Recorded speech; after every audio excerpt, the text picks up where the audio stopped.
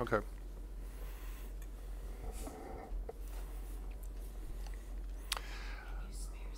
I'm going to call the Montecito Planning Commission to order. Welcome, everyone. It's December 19th. Would you please join me in the Pledge of Allegiance?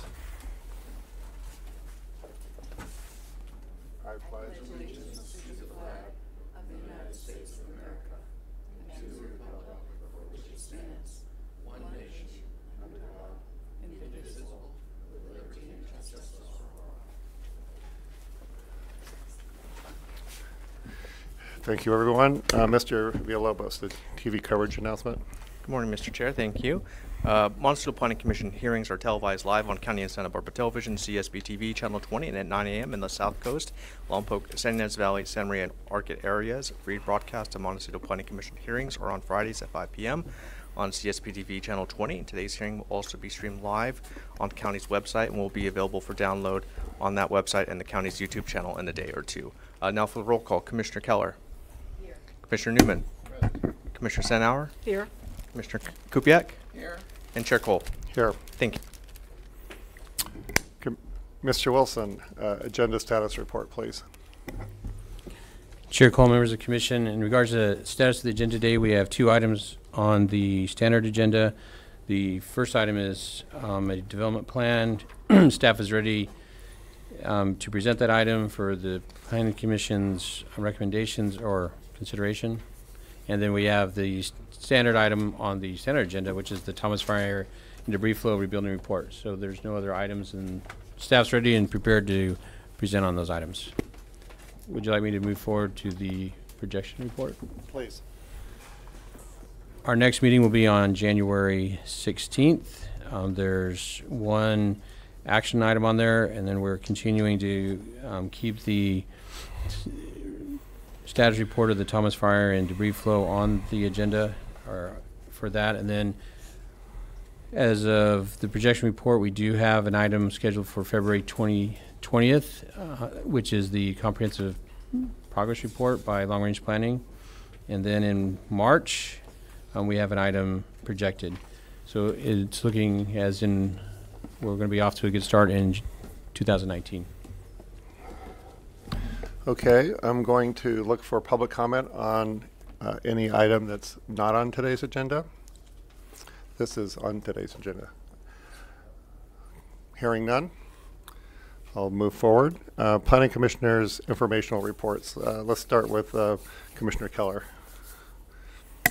I have nothing further to report, but I want to express my pleasure at how well represented my comments from the last meeting were in the minutes. I think you captured what both Commissioner Stenauer and I were our concerns, and thank you very much for including that. And the only thing I do want to say is that on Saturday, this past Saturday, the 15th, the Montecito Association's hopefully first annual holiday celebration occurred in the Upper Village, and it was a very, very nice event with rides on a fire truck and visits from Santa and face painting and snacks and a presentation by Santa Barbara Revels as a preview to their Christmas show. And I'm hoping that this will be an annual event. They'd like to get feedback from the community about whether or not the community would enjoy such regular sort of festive and gathering types of events, not just the but the important and more serious reports about other issues. So it's nice to balance that with some community gatherings and celebrations. Okay, thank you. Commissioner Newman. Nothing to report. Commissioner Kupiak. Commissioner Sanauer, please. Oh. Other than on the item that's coming up.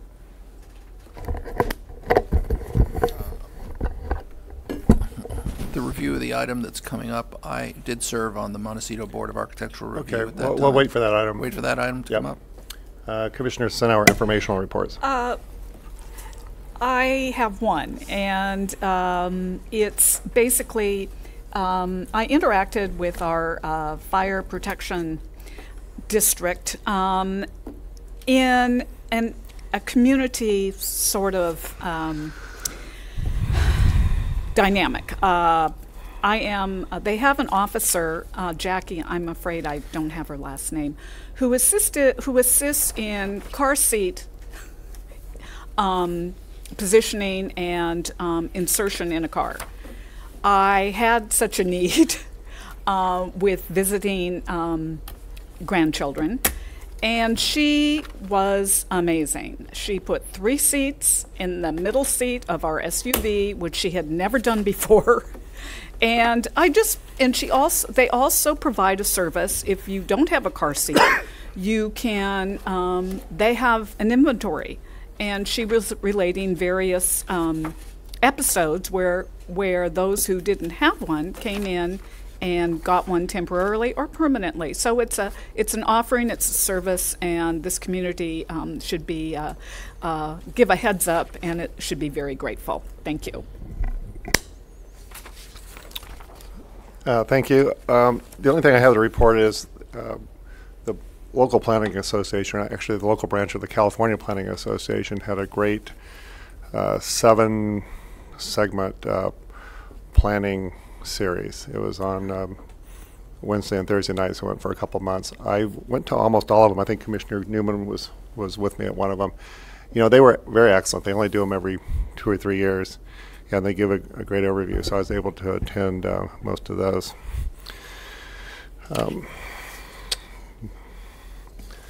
Okay, moving on.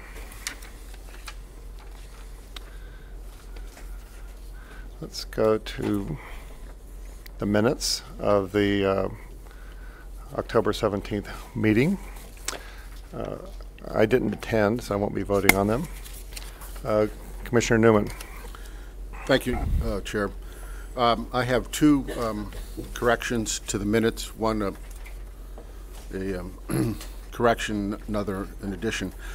First, with respect to the hearing being called to order, obviously Chair Cole was absent. I called the meeting to order in his absence. And then at Roman numeral 7, with respect, pardon me, 8, with respect to informational reports, there's some text that should be edited and added after the phrase disappointment of Commissioner Senauer and Keller, period.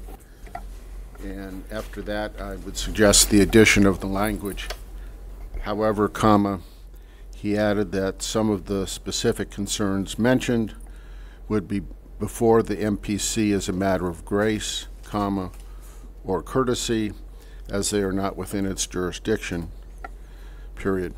He too would like the stature of the Commission to be enhanced and for it to be available to the public for education and input on important issues of the community. So if those corrections are acceptable, I'd like to move to approve the minutes as amended. Yeah, what I would suggest is we have that here in an email that Commissioner Newman sent around, so I'll just hand it to you and you can have the exact language. Okay, anything else? Yeah, I think there's no need to embellish it quite that much because I certainly said many more things than are indicated here. As did Commissioner Senauer, I think the gist of what we wanted is included in the current minutes, and I don't see any need to make these embellishments. Okay, any other comments about the minutes? Well, turning to Commissioner Keller's comments, what's the sense of the Commission? Would you like to have Commissioner Newman's comments or changes to the minutes, or Commissioner Keller, you'd like just to leave it the way it is, right? I think it's pretty reflective of, I mean, it's a shorthand version of the fairly extensive discussion. And if Commissioner Newman wishes to add comments, I certainly can add more comments myself. But I think that right now the balance is well taken, and it shows the sentiments of the 3 of us who spoke. Commissioner Newman? Yeah, I made the corrections for 2 reasons. First, because as presently before us, the sentence is nonsensical. It reads, and I quote, Chair Newman noted that this is an issue of jurisdiction, and he shares the disappointment of Commissioners Senauer and Keller as a matter of grace. That sentence is nonsensical.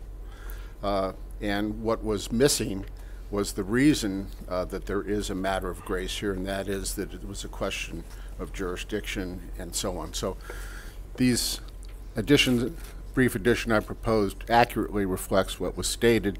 What is in here does not. It's not an addition.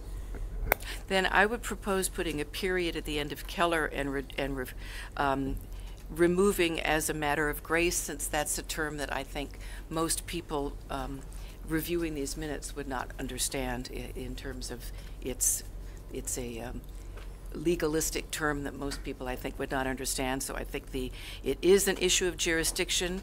He shares the disappointment of Commissioner Senauer on Keller, period. He would like the stature of the commission to be available to the public for important issues in the community. I think that accurately reflects what the discussion was. Okay. I think what I'm going to do is I'm going to defer the further consideration of the minutes and the vote on the various language until the end of the meeting after the Thomas Fire report, if that's okay with council, because we do have a lot of people here on the first agenda item. We have the director here. Council, does that work? And may I just ask one other question, please? Just a second. Chair Cole, members of the commission, not to speak on behalf of council, but as a secretary, you can trail this item to the end of the meeting and take it up as the final item of the day. Okay, good. Yes, I should have asked the secretary. Reflexively went to council here. Commissioner Keller? I'm sorry, I just wondered if it says that the meeting was called to order at 10 a.m. Should there be any reference to the fact that it was postponed from 9 a.m. since that was our posted meeting time? Well, let's do this. I'd like to defer further consideration of the minutes until the last item. Sure, so that's something that we should consider, because I think that is... Right. Anything anybody wants to bring up on the minutes, we'll handle as the last item. Okay, Director Black, Director's report. Good morning, Mr. Chair, members of the commission. I don't have a lot to report today. The board did hold 2 hearings since your last Montecito Planning Commission hearing, a hearing on December 4th, where the department received the CSAC Innovation Award for the interactive map related to the debris flow. And I think I told the commission in advance that that was going to be coming in, and it was a really nice award and a nice little offering at the board. And then on December 11th, the board did take final action on the Coastal Resiliency Plan, and they adopted it as I had described the changes from their first hearing. So it was adopted as they directed us, and the most notable change being that they are using the high sea level rise scenario in policy development. So that's all I have to report. It's been a good year this year, and look forward to 2019 with the commission. Okay, well, thank you. Yeah, I'd like to thank all the commissioners for all of their work on the Sea Rise report. You put a lot of effort into it, and I think the results spoke for themselves as being better, and congratulations on the award. Okay, we're going to go to the project status update. Mr. Wilson. Oh.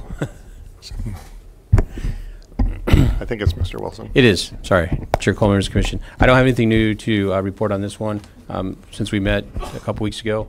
So there isn't anything new to report on the project status report. Okay, so we're going to move to the standard agenda. Commissioner Keller, if you can keep an eye out for any speaker slips. Okay, I do have one. So, does anyone need to get ready for this? Chair Cole, members of the commission, we don't need to get ready. I do want to acknowledge Joyce Gerber, who is with us today as a Pioneer 3, and just recognize her years of service with the county. She is going to be retiring at the beginning of next year, so I know she spent a lot of time with this commission, and so she, will long and miss those days that she spent with you. However, we just want to recognize her years of service and wish her well in her retirement. Well, I concur, And Ms. Gerber is unique in that she's also an archaeologist. And I've worked with her on many projects and really appreciate your service to the county and to this commission. Thank you. Thank you, Mr. Wilson. Chair Cole. Okay. Are we ready for first agenda? Does anyone, thank you, Director Black, does anyone need to set anything up? Nope. Okay, Mr. Villalobos. Oh. Yeah. Did you have a question? Okay. Yes, go ahead. No, we'll do that. Let me read the item into the record first. And then Yeah, we'll go let's read the item into the record, then we'll deal with comments and questions from the commissioners. Thank you, Mr. Chair. The following is a hearing on the request of Brian Banks, agent for Eric Grossman, owner, to consider case number 17 DVP 13 and to accept the addendum to Environmental Impact Report 93 EIR 3 pursuant to the state guidelines for implementation of the California Environmental Quality Act. Thank you. Okay, ex parte site visit disclosures. Commissioner Keller, we'll start with you. No, I hope to clarify, at one point, we visited a site up in this area that was a very challenging build for the lot, and when I reviewed this, I didn't have an opportunity to go back up there, so I didn't know if this is one that we'd had a site visit previously with story poles approximately 2 years ago. No. No, it's different. I don't think even my memory is that good. Was it a site visit for the BAR, or was it for just the Planning Commission? I believe it was a Planning Commission site visit, or with the BAR. Commissioner Seller. Joint. Senara. Yes, Commissioner Senator looks like she knows what I'm talking about. Keller, I think you and I were on the same site visit. I think it was MBAR, and there were story poles. It was a challenging site, but it was, I believe, to the east of where this site is today before us. But it's a different site. Thank you. No, but it means that we're familiar with the terrain up there, so, but not the specific lot then. Correct. So, Thank you very much. Yeah, so Commissioner Keller, any ex parte communications? As a result, no, thank you. Okay. Commissioner Newman. Commissioner Senauer? Yes, I did a site visit last Friday with the planner and stayed about, I'd say, 40 minutes and wore my hiking boots. And it is a challenging site, and I wanted boots on the ground to actually experience, which I did. Thank you. Okay, thank you. Commissioner Kupiak. I have to report that I believe for the first two MBAR submissions that were made that I was a member of the Montecito Board of Architectural Review at that time and did sit through the review of this project twice. Okay, and I think we determined from County Council that the fact that Commissioner Kupiak was on the MBAR at the time doesn't prevent him from sitting up here and hearing this matter today, right? Chair Cole and Commissioners, that is correct. We would not advise that there is a requirement of recusal. The standard, just for the Commissioner's information, is whether there's an unacceptable probability of actual bias. And given that Commissioner Kupiak was acting in his official duty as an MBAR member, that his scope of review was limited to the design components of the project, and now he's acting within his office of Planning Commissioner. We would advise that there's not a requirement that he recuse himself. Okay, thank you. I had no ex parte or a site visit. On to the staff presentation. Ms. Gerber. Thank you, Mr. Chair. So this project is the Grossman Goodstein Single Family Dwelling Development Plan. And this slide shows this challenging site. It shows the project area and the surrounding land uses and zoning, as well as Oak Creek Canyon Road, which is here, and it's kind of hard to see, but it continues on like this. And there are two drainages that show up, which we'll talk about later, but I want to point them out on this slide. They're here and here.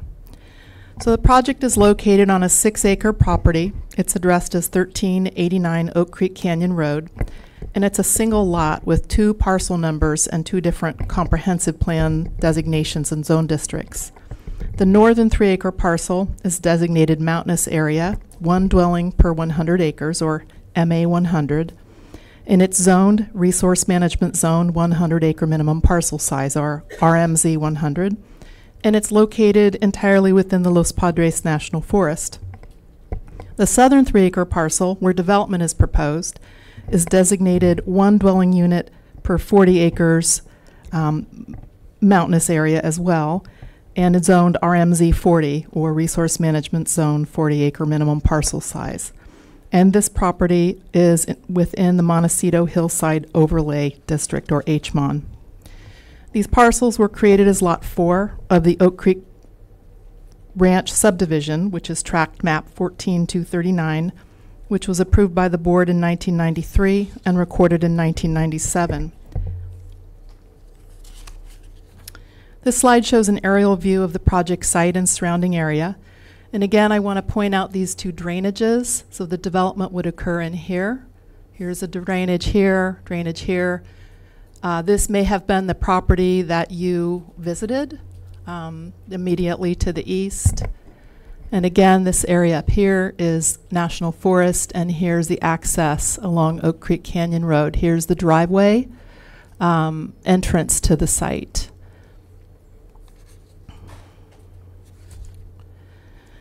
The project is a request for approval of a development plan for a new residential development on Lot 4 of the subdivision, and it would be within the previously approved development envelope.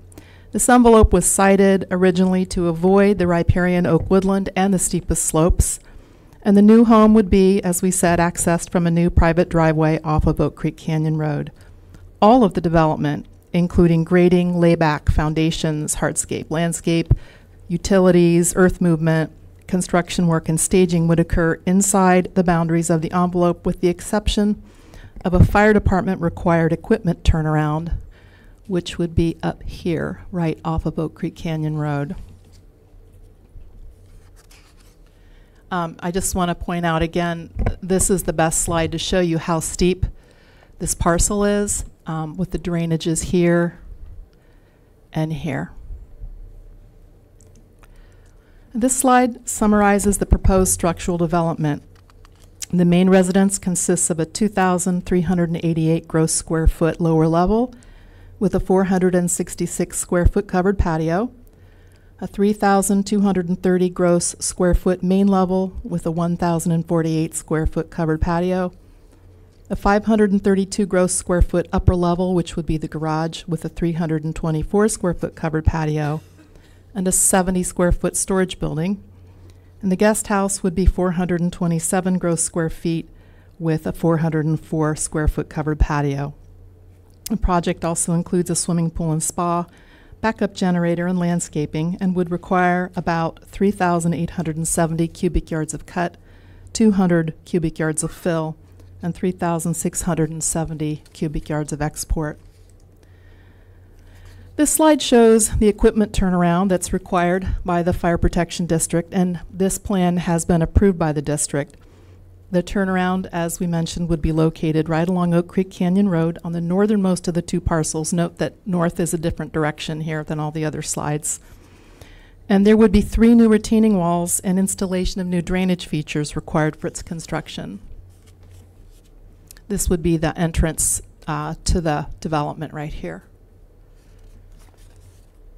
And the next few slides show renderings of the project from various views. This would be looking to the northeast. You can see how the development follows the line of the hillside and is bunkered into it. View to the northwest, southwest and southeast. And now we're going to look at some elevations. This is looking west. Looking east.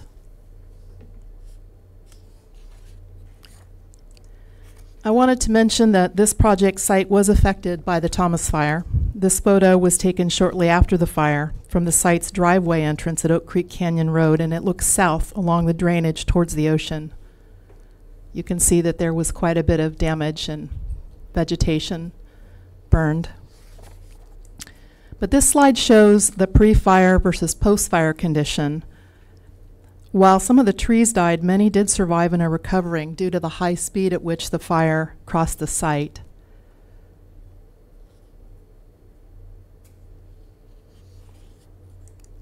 This slide shows the approved development envelope and the proposed landscaping and tree protection and replacement plan.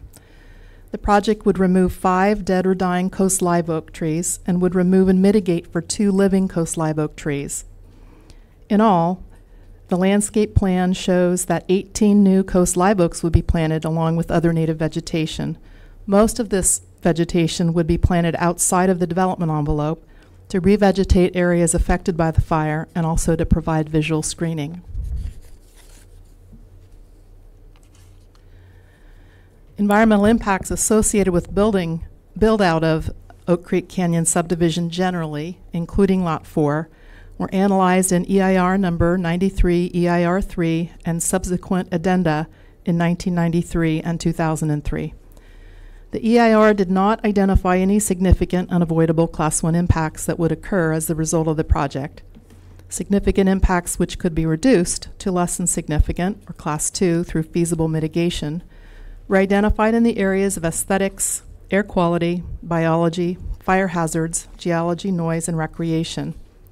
And the EIR prescribed mitigation measures to address impacts, and a mitigation monitoring plan was approved as part of the project conditions of approval for the tract map.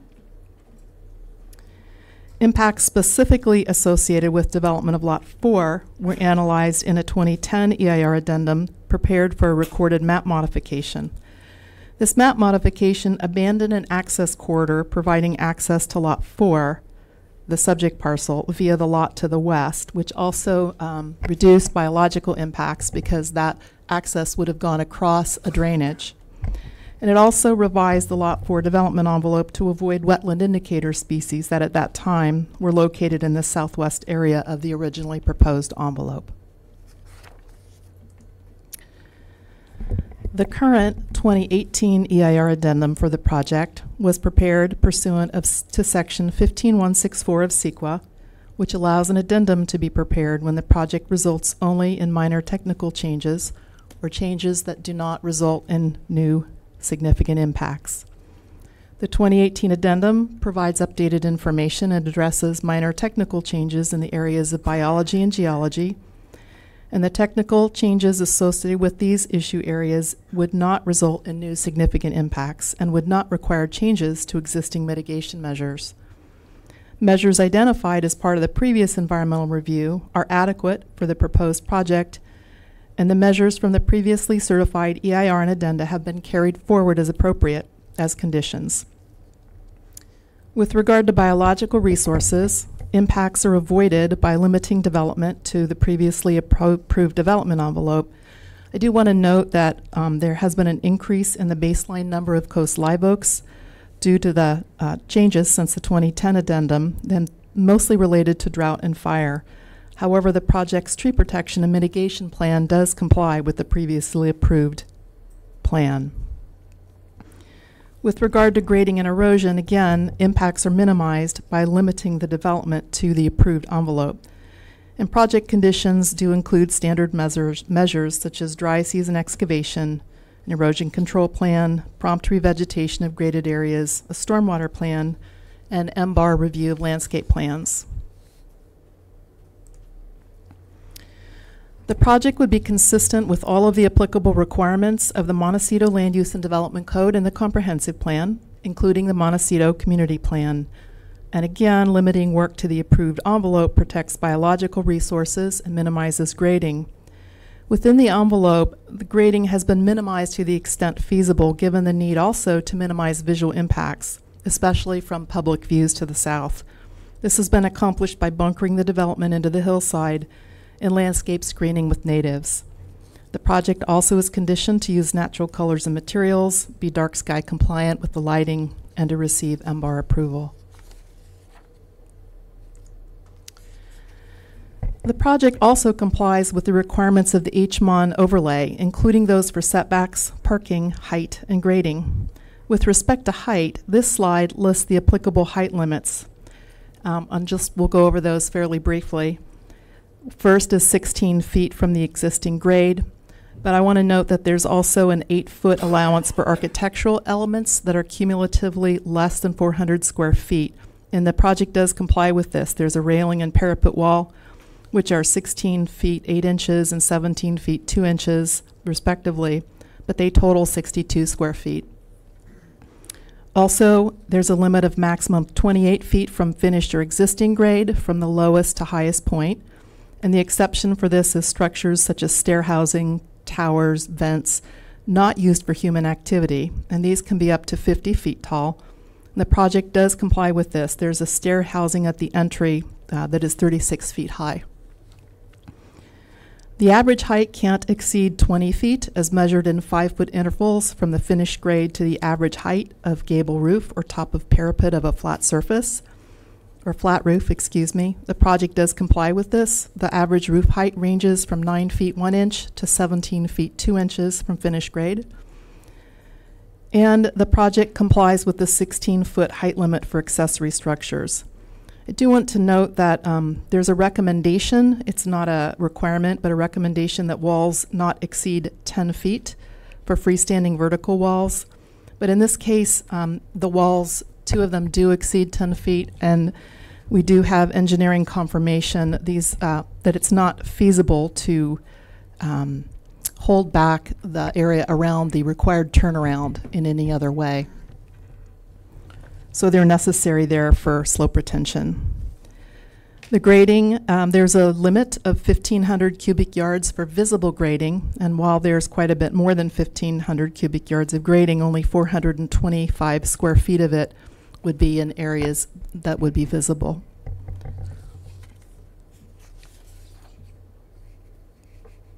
And the rest is used, thank you, for bunkering into the hillside, reducing visual impacts. Moving on to design review, the MBAR completed 4 conceptual level reviews of the project. And regarding the project that you have before you today, the MBAR commented that the project fits well into the constrained site, that the size, bulk, and scale are acceptable, that the landscaping is appropriate and will help soften the project and settle it into the site. So in conclusion, staff recommends that your commission make the required findings of approval for the project, determine that as reflected in the CEQA findings, no subsequent EIR or negative declaration shall be prepared, and approve the project subject to the conditions included as Attachment B, and refer back to staff if the Montecito Planning Commission takes other than the recommended action for appropriate findings and conditions. That concludes my presentation. I'd be happy to answer questions. Okay. Thank you, Ms. Gerber. Any questions for Ms. Gerber? Commissioner Keller. Thank you. On the project site, that first map, so you're saying initially there was access on the through the property to the west? Mr. Chair, Commissioner Keller, that is correct. The access was via an easement through this parcel here, which is Lot 5 of the subdivision. And the recorded map modification removed that easement altogether, which is good because it would have gone right over this drainage. Thank you. And then the other question I had, I'm sorry, I'm getting to, was oh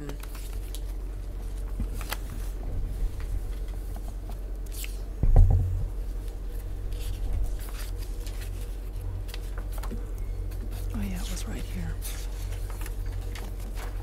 I apologize. I lost it in my notes. Oh, yes. So when you say measuring the height does not include non-habitable structures, does that mean that the garage that's on the top level is included in that measurement? You're talking about only the towers. Is the garage included in that measurement? Chair Cole, Commissioner Keller, no. The stair housing itself is the element that exceeds that height, but that is not an area which is habitable. So it simply provides entrance into the house. So the garage, which is approximately the same height, is considered habitable, and so it does meet that requirement, and does meet that requirement? That's correct. The garage is lower. Okay. Thank you. Any other questions? Okay.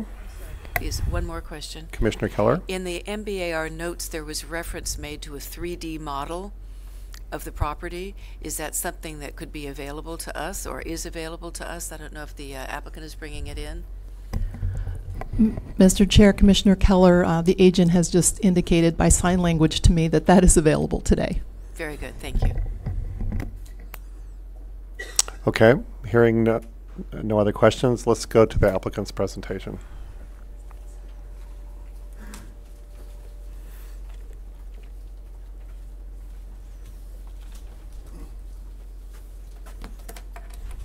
Good morning, Chair Cole and Commissioners. My name is Brian Banks. I'm the agent for the applicants. We also have our architectural team, landscape architect and civil engineer here, if there are any questions of a technical nature that I won't be able to help with. Okay, so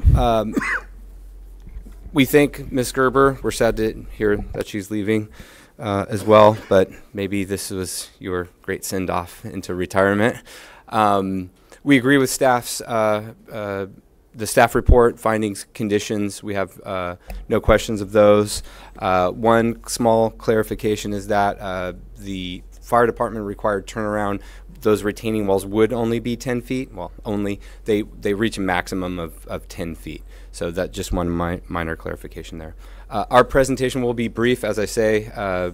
We think staff's done a great job of summarizing the project. Yeah. We'll go through these slides and ask. Quick question. So how long do you think you're going to be? 5 Okay, minutes. Thank you. If there are any questions, again, we have our team with us. And the 3D model comment was it's a graphic rather than a physical model, but we do have those slides that we can show you that the MBAR requested. As Ms. Gerber described, our lot is Lot 4 within the Oak Creek Canyon subdivision. I think she's done a good job of describing where the development would be in this portion. It is a slightly over 6 acre property, and our development envelope is on the lower approximately 3 acres here.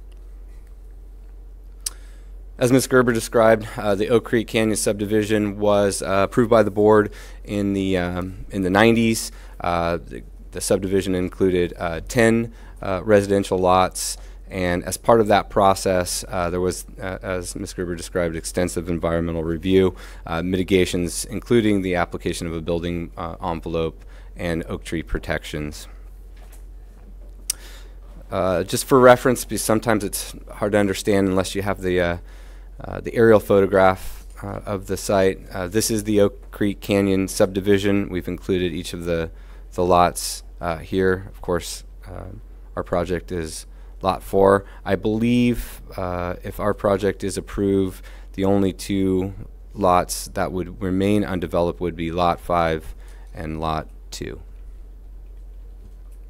And again, just to highlight, these are the drainages Ms. Gerber described here, and then our development would be approximately here.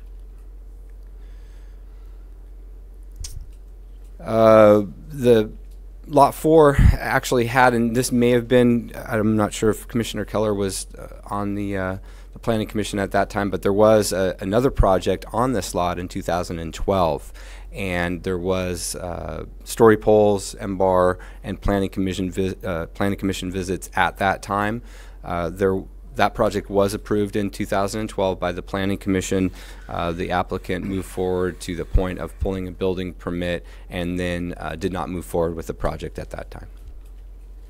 And essentially, the proposed project before you today is in almost exactly the same location.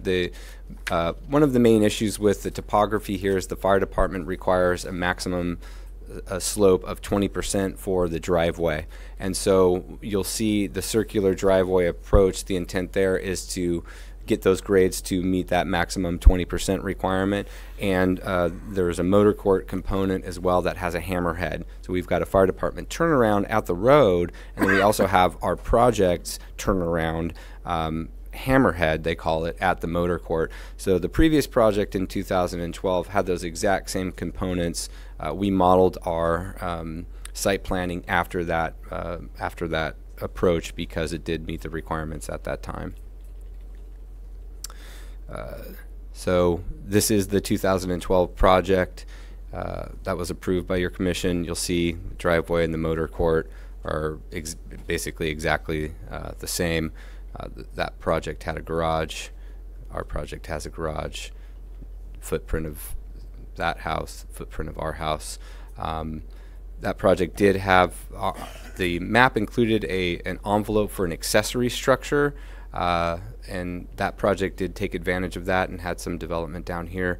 We have not proposed and will not propose any development in that accessory structure envelope, so the maximum distance would be to the edge of the proposed pool. As Ms. Gerver described, we've spent nearly 2 years on this project, working not only with the design team and the owners to design what we think is a really high quality house for Montecito, but also importantly with the MBAR. And as Ms. Gerber described, we did have 4 meetings with the MBAR. Each one refined the project, made it better, and we think what we've ended up with is a very good project for a hillside home in Montecito, because it does include a substantial amount of landscaping that are integrated into the hardscape and outdoor areas. So as Ms. Gerber described, we do have all of our components within the defined envelope. We've taken great care to bunker the project into the hillside to meet the various height requirements, and our landscape team has done an outstanding job in coming up with what we call a fire restoration plan, not just a landscape plan. So we've actually taken the opportunity to, and with some direction from the MBAR, I might add, to expand the area of landscaping to take advantage of this opportunity to essentially restore the site with the additional oaks, sycamores, and native and compatible plantings that otherwise, I believe, in the history of this subdivision, there was always kind of a focus of the landscaping around the house itself, and there were some comments from the MBAR that they would like us to take this opportunity to landscape the site and not just landscape right in to the house, and we've done that. As Ms. Gerber showed on her slides, site plan, again, driveway, motor court with hammerhead, garage, main residence, guest house portion, and pool. As I previously mentioned, we had 4 meetings with the MBAR. Each one very good, allowed us to go back, refine the project even further. At the last meeting, there was a consensus that we've done what we can with this site to integrate this house into the site and take advantage of that landscape screening opportunity and fire restoration. Here's some images that the MBAR requested of the project. So this would be, I'm sure you guys are all familiar, this is Upper Village, San Ysidro Road. This is the house next to us to the east, and here's our proposed residence. Another view from the southeast. Again, our proposed residence, the house to the east, and the other homes in the Oak Creek Canyon subdivision. This model gives us a view from the southwest. Again, drainage here. This is kind of a bedrock outcropping, a drainage on the other side. So you could think of this site as really a spine, and the development envelope very closely follows that spine. As Ms. Gerber described, the previous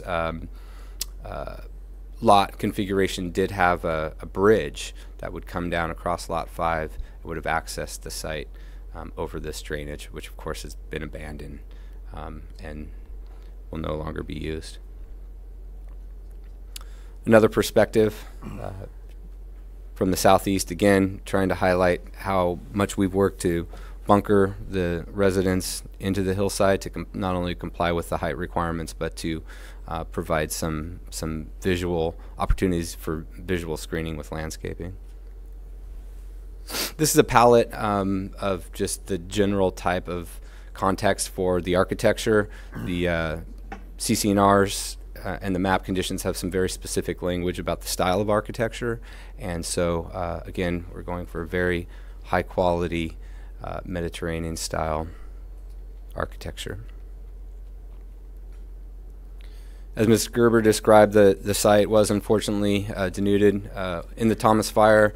I guess the good news is that it was that Saturday morning, it was pretty fast moving, and unlike where I live in Carpinteria, didn't have days and days to completely burn every piece of organic material. It did blow through. The majority of the oak trees are surviving fairly well, and our landscape team has already actually installed some irrigation to establish some sycamore trees and some oak trees to jumpstart that fire restoration process.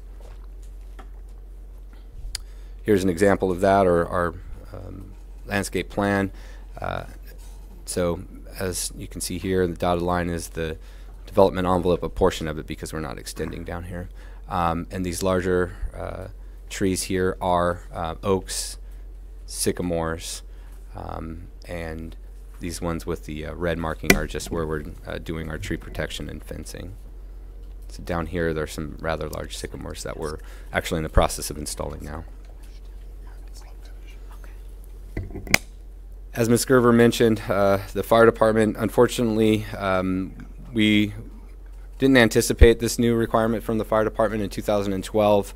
The fire department approved the previous project without the need for the 60-foot diameter turnaround for a variety of reasons, of which we understand. The fire marshal felt that this is the opportunity to install essentially a cul-de-sac at the end of Oak Creek Canyon Road that was not required in previous developments. We've been working with the affected neighbor, which is our neighbor to the east. It's unfortunate in that the neighbor has some landscaping there. There's some utilities that will need to be relocated. And so our team, and specifically our civil engineering team, Ashley and Vance, have been working with the fire marshal for probably close to 6 months to come up with a plan that would kind of minimize the impacts to that area, to our neighbors' utilities and landscaping, and importantly to try to minimize the heights of those retaining walls that will be required. We had a bit of a delay, as probably we all know. Soils and geotechnical engineers are all very busy right now, especially in Montecito. So it took us a little while to get our geologic investigation and confirm what we would be able to do in terms of grading and retaining for that turnaround. And so fortunately, I guess, at this point we do know what our options are, and it is a retaining wall up to 10 feet in height at its tallest, and we'll show you that. Just based on the formations, geologic formations out there, there's not a lot of opportunity for any other, scraping back, laying back, soil nailing, or other approaches that might be less industrial. But we think we've done a good job of screening and landscaping that proposed wall. Here's an aerial image of the turnaround area itself. It's kind of hard to see, but this is the fire department required turnaround, 60 foot in diameter. The original request was for 80 feet, but of course we are limited to a 60-foot easement right away here. So fire marshal did agree that it would be acceptable for us to just go to the extent, to the edge of our easement. Here's the driveway of our lot. Interestingly, this was the previously approved hammerhead for this portion of the subdivision. So you can see it's been all paved out, but this is the throat of our access driveway. And again, here would be where the turnaround would go. There's a drainage here, which connects here.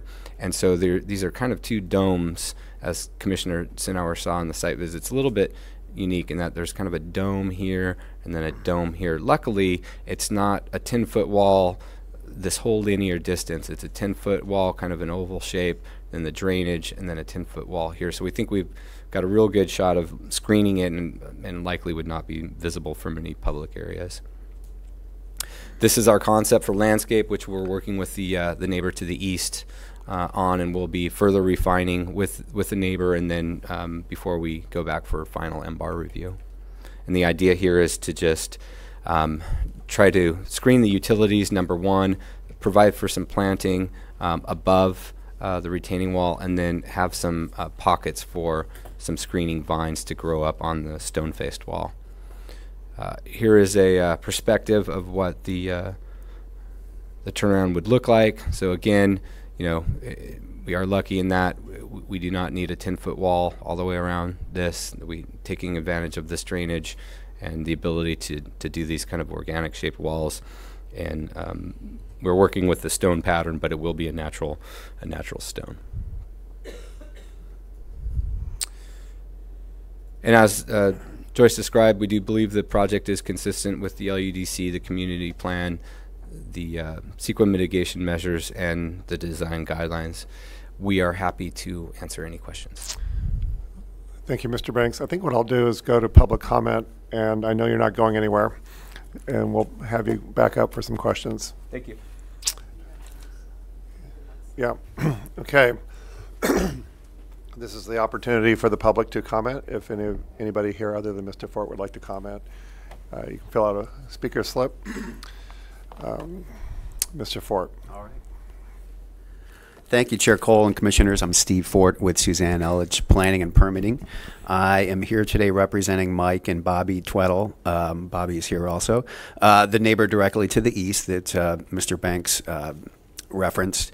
We're commenting today regarding the Montecito Fire Protection District approved turnaround, and we understand and can confirm with conversations with Al Gregson at the district that it is indeed required in the configuration that is proposed.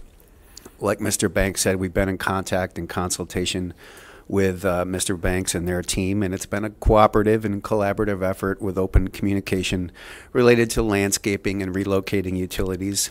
We do support that design as proposed and as required by the fire district. We anticipate working with them as they continue and finalize through MBAR and zoning clearance, again, focus on landscaping and relocating utilities.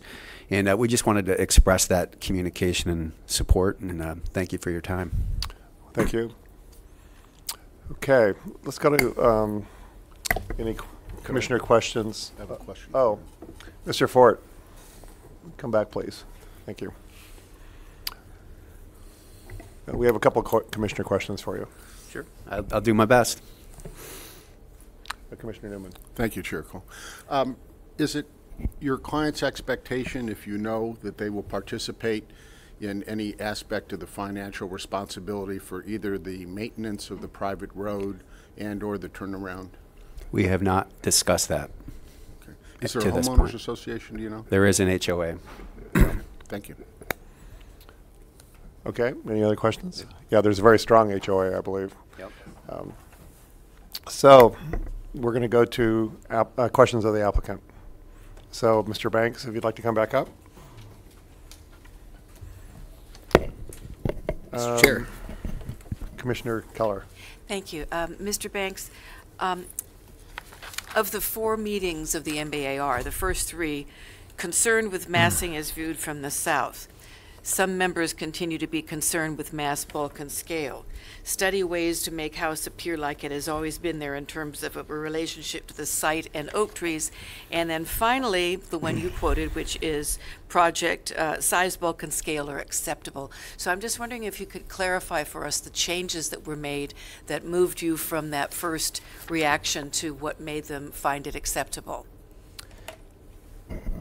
Chair Cole and Commissioner Keller, it was, and project architect can correct me if I'm wrong, but a lot of the discussion was obviously the most visible aspects of the site would be these walls here at the main floor, and how these walls, doors, windows, overhangs, railings were treated. So some of the evolution of the project were to change pretty substantially the look of this portion of the project here, and refine these elements, provide additional overhangs, that sort of thing. There were changes to heights and wall locations and those kind of things too, but those were kind of incremental changes. The biggest changes were to these south-facing windows, doors, overhangs, patio areas, as I recall. Project architect Patrick Johansson here will probably have a... Please. Yeah, Chair Cole, Commissioners. We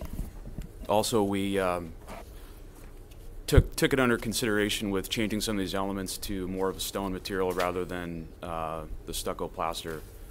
So some of the lower walls above the guest house were revised a little bit, and walls were lowered, heights of walls were lowered, and included the stone material. Also, the garage was revised to a stone massing to help segregate those spaces out and help lower the massing on the hillside.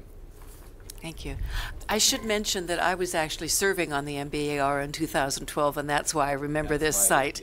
I knew I'd been there, but I couldn't remember under which capacity. And the main change from this project to that is that you have added the guest house on a higher level rather than down below. And I have to admit, I am concerned because these views show essentially 4 different levels. You have the guest house, the main house, the other house, and then you do see a portion of the garage. And additionally, these views show the house as being really pretty much earth-colored, and yet you talk about the palette that you demonstrated with the architectural style, which I think is very attractive, but it shows the walls as being white. And so I'd like to have clarification about that, because white will certainly make a different impression than what you have indicated here. Chair Cole, Commissioner, we debated about including that contextual slide. The walls will not be a white color. That is very strictly enforced through the CC&Rs and the CEQA mitigation measures, and of course through the MBAR. So we wanted to, unfortunately for that style of architecture, you do mostly see white. So we wanted to include the slide just to give you context, but it will not. It will be an earth tone color. And had there been consideration to putting the guest house below the pool to break up the mass of the essentially 4 levels that you view from the southern exposure? Commissioner Chair Cole and Commissioner Keller, the previous project, as I think you probably remember, had those elements down there. And I agree they would be less visible because of some houses that are lower and some existing vegetation. However, the amount of grading and additional infrastructure that would be required to get the guest house down there, and for the required host pool distances that the fire district requires, would make it very difficult. So rather than come in with the full max 800 square foot guest house, because we thought that may be a concern of the overall plan, we did kind of try to integrate the guest house into our hardscape and patio area. So that was the approach. I see. Speaking of the fire district, I just want to applaud you and the neighbors for working together on the roundabout, because it's going to benefit the entire development to have that up there, and for you to take the lead and the responsibility on that is really commendable, because Thank you. We have a colleague whose home was and his landscaping was destroyed as a result of the recent fire. And one last question: is there any? Are you in a hazardous area in regard to debris flow? And is there any consideration or concessions made toward that possibility? Mr. Chair, Commissioner Keller, we are not. We are well outside of the mapped high hazard area, the FEMA recovery mapping area, and we're not in an evacuation, a noted evacuation parcel. For debris, unlike for debris fire. flow. Correct. One of the questions that Commissioner Sinauer had when we were at the site visit is one of the reasons this area wasn't very impacted by the debris flow is we're lucky in that this is kind of an intervening hill. It's not the Santa Ynez Mountains. And so, we have this, Commissioner Sinauer, I did the math. You had a question about how tall that ridge was. It's about 300 feet from the road, Oak Creek Canyon Road, to the top of the ridge. So while we do have these 2 drainages, the overall area that they drain is rather small in comparison to, the foothills of Montecito. Thank you. Commissioner Newman. Thank you, Chair Cole. The focus of my questions and indeed my concerns is less with respect to this project and its occupants, your clients, but on the community. So let me, I guess, first ask with respect to the turnaround that the fire district's requiring, what aspects of the plans for your clients will ensure that that turnaround remains in place and also that it will be maintained? Is there any easement that will be created? What will be the surface, and who will bear the responsibility for its maintenance? Because I'm wanting to make sure that that fire access is not just planned and developed but preserved. Chair Cole, Commissioner Newman, firstly, it will be a requirement of our project to meet the project description. Our fire protection certificate references, or will reference, and the conditions will reference the installation of this, so we will not have occupancy, or rather we will not be allowed to have combustible material stored on site or erected on the project site until that's installed. And lastly, the HOA will be a primary component of this process. That the road, this is a road improvement, and it will all be within the HOA's easement area, and we will have to work out, I'm not quite sure how that will work eventually on maintenance, but the road is maintained. They have a very strong HOA, and so the additional pavement area I don't think will be a problem. And our team, our clients, will be responsible for keeping the irrigation. We'll be tying in the irrigation for landscaping into our water meter, so that will be part of our project description. So make sure I'm understanding what you said. There are plans, of course, and the requirement will be that the turnaround be put in, but its permanent maintenance and so on is yet to be determined and is a matter to be determined with the homeowners association. Chair and Commissioner Newman, we don't anticipate much maintenance other than landscaping once it's installed, but we will probably have to work that out with the HOA and understand how that will play out. Okay. Second, I'm wondering if you could address, or perhaps landscape architects would care to speak to, the issue of water usage. I didn't see anything mentioned about possible water catchment system and so on. I do appreciate the design incorporating drought-tolerant plants, but water usage, given the number of plantings, given the pool, given the water features, given the size of the property, and so on, are something I'm curious about. Mr. Chair, I will, and Commissioner Newman, I will turn it over to William Bishop from Arcadia on that front. Just to let you know, on the water use side, we did have the project vetted through the Montecito Water District and their hydrozone water use calculations in the state's model water efficient landscape ordinance requirements. So our water usage is within the requirements, but I'll let William speak to the design and the thought process there.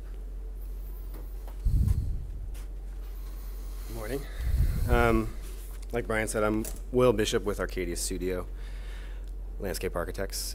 Basically, like you noticed, we are using mainly natives and low water use plants. So we tried to keep it to kind of blend in with the surrounding area.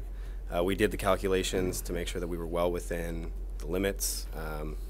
There are really no high water use plants that we're using, so we're really trying to keep it minimum. And I think the pool, we applied and got, they're going to bring trucks in to, I think, fill the pool separately. So that's how we got the Montecito Water District to sign off on that. So, is there any plan for water catchment? At this time, in the preliminary stages, not that I know of. No. Okay. All right, thank you. I have a question additionally for the owner, please, representative.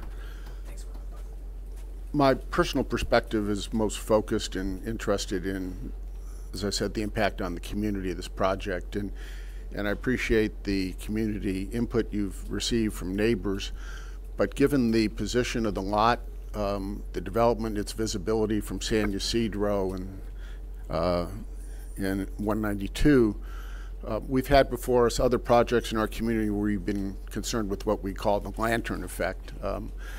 And looking at the amount of glass, particularly looking from the south northward, I'm concerned with respect to the positioning of this property, that it's a challenge in that sense, and that the lantern effect may in fact be a beacon effect, that at night, if the property is lighted prominently, that it would have a beacon effect that is of concern. And I'm wondering if you can address that for me, given the amount of glass that does face toward the south, the lighting plans and so on for that. And would also ask in that context, in terms of softening the visual impact from the south, is there going to be pool lighting, landscape lighting additionally that will add to that impact besides the visual impact of the lighting of the residence itself? Mr. Chair, Commissioner Newman, thank you for those. We had an extensive discussion about those, in fact, very matters with the MBAR. I'll let project architect answer those. As it stands and as is required, we will not be I can answer that we will not be having any extensive landscape lighting, no uplighting of oaks or anything like that. We will only have the code required lighting for pathways for the actual stairs to, for instance, the guest house, and along for the fire department required stairs along the side for a hose pull distance, but we will not be having landscape lighting. I'll let the project architect answer the questions about the lantern effect.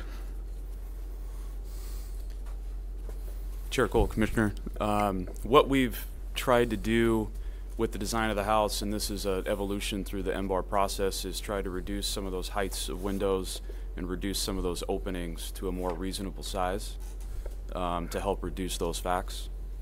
We've also tried to incorporate some of these higher stucco railings integrated with the metal ones as well to help mask some of that lighting impact that could potentially happen.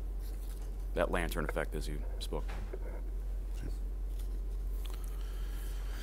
And just, if I may, with respect to the property, there's an indication from the presentation that it's to be served by the Montecito Water District. I see the letter from the district about service. It'll be a 1-inch supply. I didn't see any mention, however, in the district's letter about a hydrant. So I'm wondering, is there an existing hydrant? And if so, what is its location with respect to the lot? And if there is not, have you obtained Water District approval, and are there plans to install a hydrant? Chair Cole, Commissioner Newman, thank you. Good question. These days, first thing we do is we go to the fire district. Second thing we do is we go to the water district. The advantage that we have here in this subdivision is that it's completely built out all of the infrastructure. I don't recall exactly where the nearest hydrant is, but I think it's within like 50, 70 feet. See our neighbors to the east seems right next to their entrance. So it's immediately adjacent to our property. Well, the fire district's requirement is that there be no more than 200 feet of hose in distance from the hydrant to the structure. Is the existing hydrant meet that requirement? Is that what you're representing to us? Chair Cole and Commissioner, it's actually from the fire apparatus where they pump the water, so it's not the distance from the hydrant. It's the distance from the fire apparatus, the fire truck, where the firefighters would roll their hose out to fight the fire. Okay. I believe the standard is the fire district wants the hydrant within 600 feet, and then they lay the hose out from the hydrant to the fire engine, and then that fire engine would park at the hammerhead, and that's where you have your 200-foot hose pull. Because they actually need to pump the hydrant doesn't have enough pressure that they need the engine to do the pumping. Thank you. You're welcome. Thank you. I'd like to apologize to Commissioner Senauer. Sometimes I'm terrible about the order of lights, and I especially appreciate the fact, Commissioner, that you did a site visit up there. Yes. Brian, thank you very much. You can just So Commissioner stay for a couple questions. Thank you. First of all, appreciate the site visit. It was very informative. Keeping this slide up, a couple questions on the drainage to the west, which we see here. Could you sort of overlay just so we could understand the landscaping that is going outside the development envelope. Maybe a better, this is just a really great visual rather than a graphic. Where it relates to both drainages, actually, east and west, and would appreciate that. Thank you. Sure. Chair and Commissioner Sinauer, I'm going to ask Will to speak on the landscape plan, but this does help because it is three-dimensional, and that this is that western drainage, this is that eastern drainage, and of course our building envelope is here. And then I'll get it to the landscape slide, and I think that'll help with answering your question. We'll be able to answer that question for you. Excuse me here while I get to it.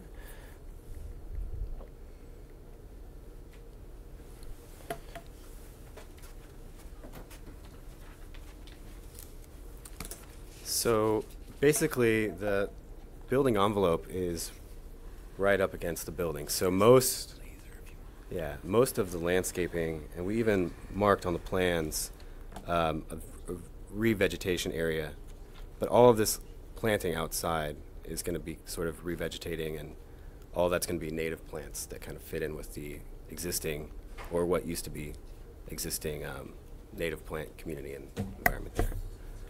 So I guess specifically there's going to be some large oaks here, and then further down we have some sycamores and oaks mixed in with some larger shrubs and ground covers. So as far as ground disturbance around the drainage, you anticipate how close to the drainage? I see somewhere it's 25, basically any development has to be 25 feet from the bank of a drainage or creek here. And so it will be outside that 25-foot parameter, is that correct? That's correct, yes. Okay. And the trees are sycamore, oaks? Oaks and sycamores primarily. Okay, and about how many? We're planning a total of 18 oaks, coast live oaks, and then I think the plan shows about 6 or 7 sycamores. And that is a screening mechanism also? Yes, yes. Yes, it helps. It will help a lot with screening. Because there are some homes that I understand would, as far as the view, yes, it would be absolutely preferable. So you're basically addressing two issues. Yes, yeah. It'll help soften the structure. It will help screen and also revegetate. So okay, maybe even 3. Okay. While we're on drainage, yes. the north where there's going to be retaining walls. Since there's a drainage there or two, how is that managed as far as if it comes around the retaining wall? Is there a culvert that will address the drainage? Does it go across the? I'm not sure does it go across the road? And since there's now a huge expanse of 60 feet turnaround, how is that managed? Chair Cole, Commissioner Sinauer, we're going to have our civil engineer, Jason Gotsis, help with that question. Thank and you. I'll get you to the slide.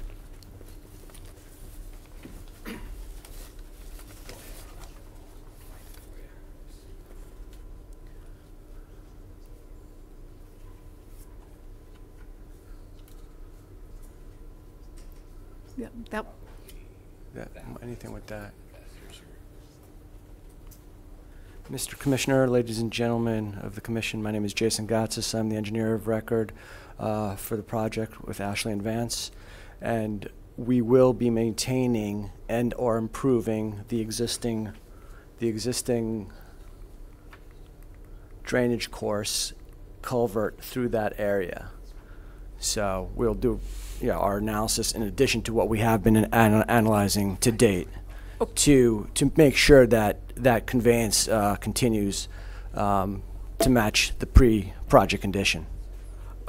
And basically the conveyance, you're not quite sure what it will be? No, it will be a culvert. It will be a culvert. Yeah. And on the north side? On the north side extending to the south side. On the south side of the north part, along the road on the north side. Correct. Is that correct? Okay. So right now there's a culvert going through there for this existing drainage course. Okay. And we will just improve the inlet side of it as well as the outlet side.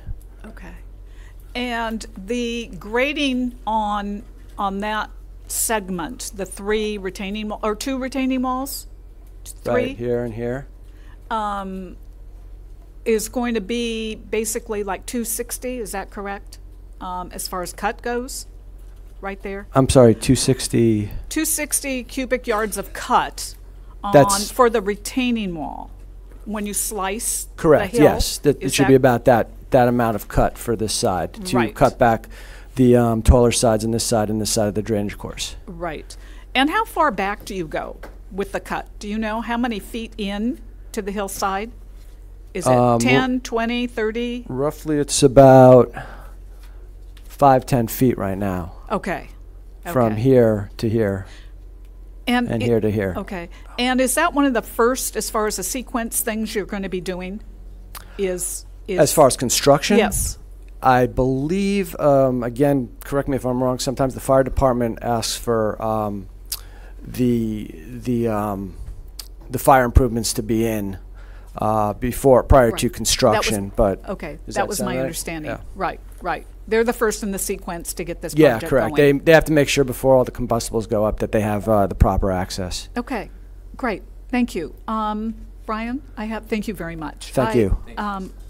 I have a question about the 368 cut, the 3,670, that will be for export. Is that correct? So how many truckloads is that? 10 cubic yards per truck, is that right? So about close to 400.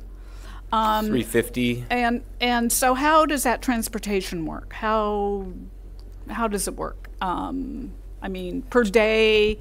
Chair Cole and Commissioner, as part of staff's review, they asked us to provide them with that information, the haul route, Right. the estimated number of truck trips, and so forth. So we have provided that. Right now, we're so early in the process that we haven't identified a receiver site Okay. yet, but we do anticipate my being next able question. to, Okay. right, to find a site for it. It is very likely that we will have more rocks as a component than soil, and so the rocks we will need to find a home for.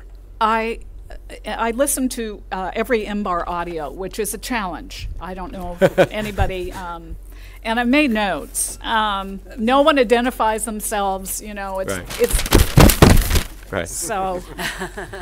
So anyway, I got through it. And basically, I think it was someone on MBAR, maybe Commissioner Kupiec was there, mentioned it, or you did, that it really wasn't the project basically was not about grading, it was about digging a great big hole. And I found that descriptive very interesting. Could you please basically go forward with that descriptive? Chair Cole and Commissioner, I hope I said that because that was pretty accurate. Yes. This is a very challenging site, as you're all aware. In one aspect, it's an infill site. So if you're a project owner and you come in and in a sense, it could be predictable because it's very well defined. Here's your envelope, build here. Here's your max square footage. Here's your max height, and so forth. Here are your mitigation measures from the CEQA process. So in one way, it can be predictable because all of those variables have been defined. So kind of fit your project in with this, and it should be approvable. On the other hand, it doesn't. That's a two-dimensional look at a hillside in Montecito. The reality is we spent a great amount of time with staff, and we actually had some pre-engineering. We're well along with the engineering than we would normally be before we come to your commission for approval because of that exact question. How would these foundations work? How can we guarantee that we stay within the envelope? How do we move that material? So extensive geotechnical review, working closely with Ashley and Vance and their civil and structural team. To answer your question, it's a big hole. It's straight down, putting the house bunkered in, and removing that material. That's basically the project. We have a very small amount of fill at the motor court to get it to be flat to meet the fire department's 5% max cross slope. But other than that, it really is. It's a big hole. Thank you. And if you can just stay up, a couple more questions. As far as you mentioned the motor court and the driveway, what is the material? Is it permeable, non-permeable? It's concrete. It's going to be non-permeable. It and has to so be for the fire department. Okay, so there will be conveyances to take the water. Correct. Rather than going right into, and what is the sort of thought on that? We could have our civil engineer, I'm sorry, Chair Cole, Commissioner, we can have our project civil engineer look at that. We did extensive review with Project Clean Water and Flood Control at the very beginning of the project, Okay. and so we've worked that out with some dissipating features and that sort of thing, but I'll let our expert What is tell the you. length of that driveway? Oh, 200 feet? 200, Is that what I remember? would guess, Okay. approximately. Okay, and the width is 20 feet? 16. 16 feet, okay. Okay, so Jason. just a comment on that, please. So I'll address, there's two components. There's the flood control component and then the stormwater management. This project lies outside the county's NPDES area, and it does not exceed 1 acre of disturbance. So Project Clean Water requirements don't apply. But we did look at mitigating the drainage from a flood control perspective. So we have a detention chamber on site to meter the water off. Okay, excellent. I have a question, maybe Brian needs to come back, about, or whoever, the architect. I share Commissioner Newman's questions and concerned about the windows and the expanse of them. There are a couple of the drawings that are significant in the amount of square feet of glass. And I was wondering, and vis-a-vis interior lighting, I know you addressed the exterior, which is basically confirmed that has to be addressed and confined. But this project has a lot of glass, and could you talk about the glazing? Could you? And there was on the MBAR meeting of April 12th, 2018. In the comments, number 2, consider coverings over south-facing window to provide shade windows, and that was never addressed again. There was no comment by MBAR. There was no addressing of coverings. And I was wondering, since it appeared to be a concern, but it was never further carried through, and the interior lighting is basically sort of a personal choice. It's nothing we basically can demand. So exterior, yes, that's in code, but interior is different. So how about glazing? How about something to the mass of these? I mean, it's extraordinary. So maybe Chair you could Cole address and Commissioner, that. thank you. We will have our project architect answer that. There was from the April meeting to the subsequent, there was changes that address that, which we'll answer. I would say that when you have a hillside home in Montecito with the ocean and island views, there's a tension there, just as the county has policies to control the amount of grading, but they also want you to bunker. So we recognize that. We do believe that we've addressed that through the MBAR refinements, and we'll let Patrick answer that. Chair, Commissioner, what we've really tried to do was, again, with the steep side, is really try to terrace these volumes down, and especially the guest house down below, that stone wall coming across. We've also emphasized the larger glass surface areas are heavily recessed into the building itself. There are patios that extend out that cover over the windows themselves as it relates to the lower level itself of the main house. Also, with the main level of the house, we've brought the roof structure and a series of columns, brought those out in order to help recess those volumes of glass into the building itself. And we've made modifications to the master bedroom itself to reduce the glazing to a more reasonable size. Okay, so what is your total square feet of glass? Off the top of my head, I couldn't tell you. Okay. There's a lot, even recessed or not. I think if you're below, it will be visible when the interior lights are on, just personally. Anyway, I find it a high degree of massing of windows, personally. Okay, a couple other questions. Who would I call up for dust control? It's a standard condition, okay, condition number 16 or something.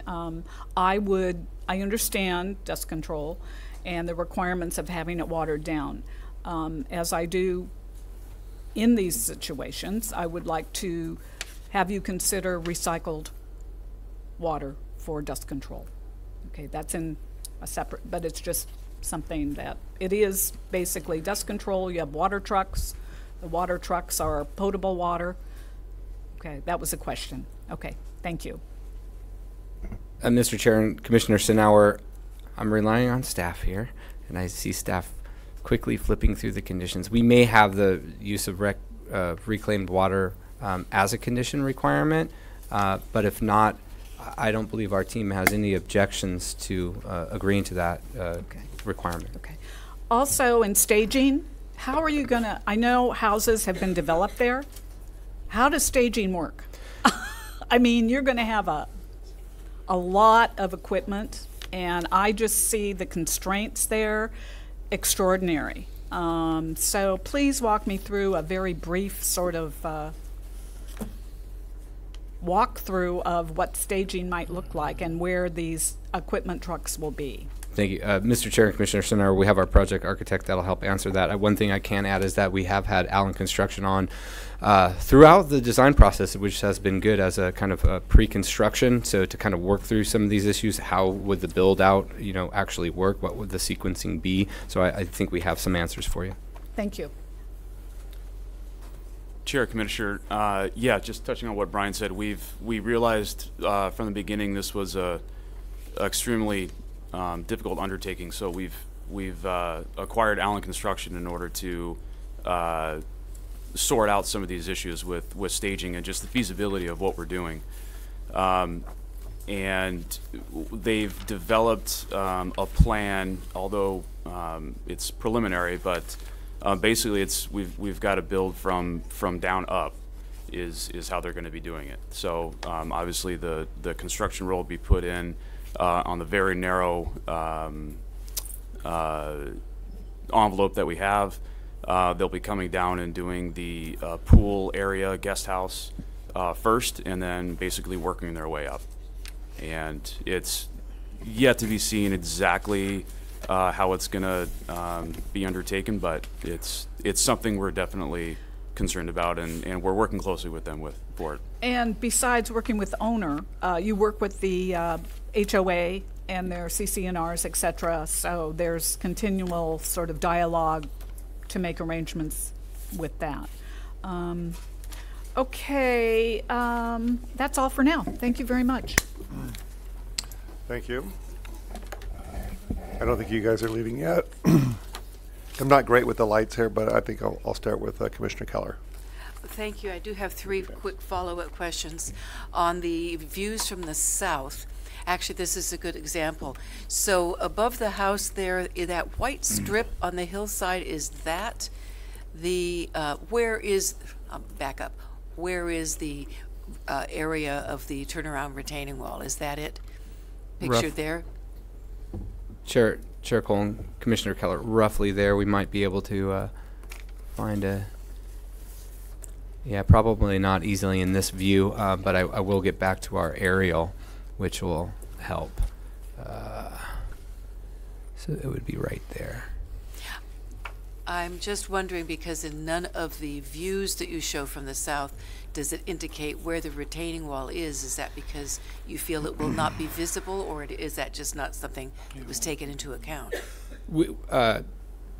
Chair Cole and Commissioner, we haven't modeled it because we're still working on geotechnical and the engineering of it, so it wasn't included in our 3D models. But based on its location, and I would add that it isn't facing directly south, but it's actually kind of tucked up in here and broken up into 2 walls kind of on either side of the drainage. We don't anticipate that it would be visible from any public viewing areas based on its location to the north side of the road without screening or any of that. But we didn't include it in our modeling because the modeling was done prior to finalizing the design. But you don't anticipate that it will be seen from the south? Chair, Commissioner, it's at the moment it'll be really kind of hard to tell, and that's one of the reasons why we wanted to cover it with some sandstone in order to help mask the effect of that wall itself. Thank you. But that would, if it is seen, it would be a 5th level, correct? I mean, yes, the 3 house levels and the garage and the wall. So I'm just, I think we're all concerned about the visibility potential, both from the lighting and from the architecture itself. So just clarifying that. Excuse me. And I'm also wanting to ask questions about parking. As of now, there are 2 uncovered spaces and 2 garage spaces. If there is a party, will guests be able to park on the Oak, on the main road? Will they be parking down the driveway? I'm just concerned about that kind of situation. Chair Cole and Commissioners, as it stands now, yes, there's the garage parking and then 2 uncovered parking. The likelihood that they'll need extra parking for guests would be something that could be accommodated probably by 2 cars in the motor court that would be outside of the hammerhead area, and then additional parking up at the right-of-way or within the easement. It isn't a public road, but we would need to have to, we could not block the road because of the fire department requirements. So potentially there's 6 spaces perhaps on the site. No, with a project this large, the possibility of needing more room for parking is a very real one. So you think 2 of the uncovered spaces, 2 of the garage spaces, and 2 within the motor court. Approximately, that would be my guess. Okay, thank you. And on the plans, you talked about exterior lighting. I mean, I share my colleagues' concern about interior lighting, but with a pathway down to the pool and with a walkway down to the guest house, are you not going to require, will there not be the requirement of exterior lighting, none of which is shown on these plans? And what would be the restrictions be on that exterior lighting? Do you anticipate any lighting on the face of the building in addition to the windows? I would like to get a sense of the full effect of lighting when everything is lit up. Chair Cole, Commissioner, no, the lighting would be only what's required by code. This is something that MBAR shares your concerns. And projects like this typically would have just path lights, so they're lights that are hooded and shielded, and they're either in the side of the wall as you go down a stairway and pointing down, or sometimes within the stair treads themselves. There would be no whitewashing of walls or any kind of, that would be strictly prohibited by the code and by the MBAR and the HOA, I might add. And just one point to add on the turnaround, we wouldn't characterize it as a 6th level. It's hundreds of feet removed from the project site itself and well offset. So I don't think any member of the public that would look at this would associate it necessarily with the house. And again, it will be screened with vines and other kind of plantings. Thank you. Now, just in addition on the parking, is there anticipated architecturally any fixtures on the outside face of the house? Any exterior lighting that's optional, or there's nothing shown? I just didn't know if that was something that was discussed or part of the plans. Chair Cole and Commissioner Keller, yes, there will be. Code requires lighting at door openings, so there will be the minimum code, but dark sky compliant, as would be typical for Montecito projects. So at the very least, there will be door opening lightings, pathway lightings, and any other decorative or lightings that would, on the exterior surface that would be involved? We have none planned. Thank you. Commissioner Kupiak. Just to make a clarification, because when you bring up the image of the perspective view of the house, we have that image in our, and we have in our packet what I think is a more developed model Is this an earlier model? Because this model shows deep overhangs at the upper level. And I think this is the one that's packaged with the elevations. So the question that I have is it this view, or is it the view that's up on the screen? Because I think the view that's up on the screen is a previous iteration of this design. Chair Commissioner, it's relatively the same model. It just might be either a graphic or a shade and shadow. Well, for example, I'm on that upper level and I see a deep overhang. Yeah. And I don't see that overhang on the rendering that's shown here. Unless you can clarify that for me. There we go. It was frozen up there.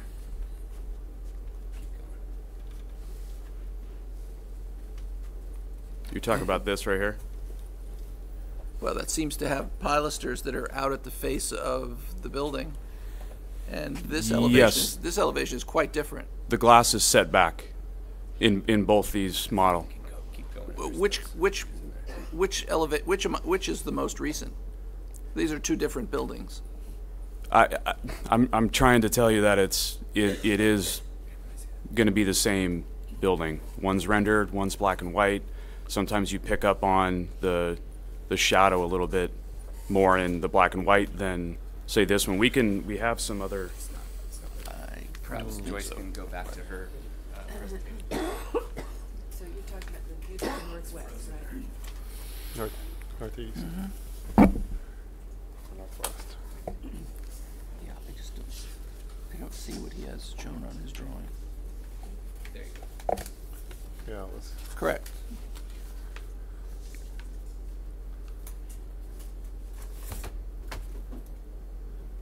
I mean, just to Okay, clarify also I for understand my now, fellow so I can commissioners, you know, I can see a little bit clearly. This right, this one is out of date. This is out. This Yes. is out of date. Yes. Okay. Thank you. So could we please see the correct one again? Well, we have it, but this isn't working, so we can't go to the slide. We'll need to see that, the current.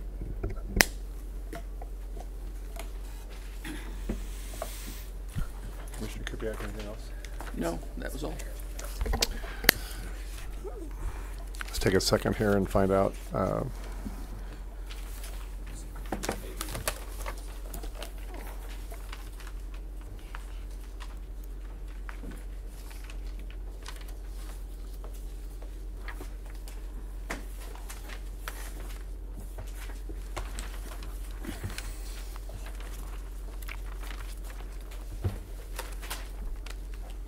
It's 5.1, right? Yeah, 5.1 and 5.2. Which page are we looking at? Sheet 5.1. Oh, they can have it. Oh, maybe, yeah, maybe on So, the overhead. Chair Cole, members of the commission, can we take like a 3-minute break just so that we can? Well, yeah, let's do this. We've been sitting here for a long time now. Let's take a 5-minute break. Let's put the current rendering on the overhead if we can, and we'll be back. Thank you.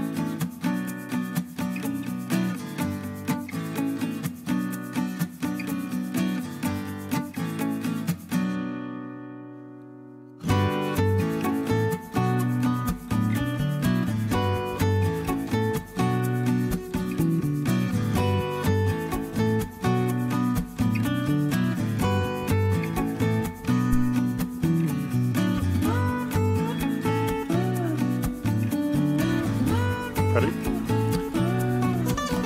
So we are going to reconvene the hearing of December 19th.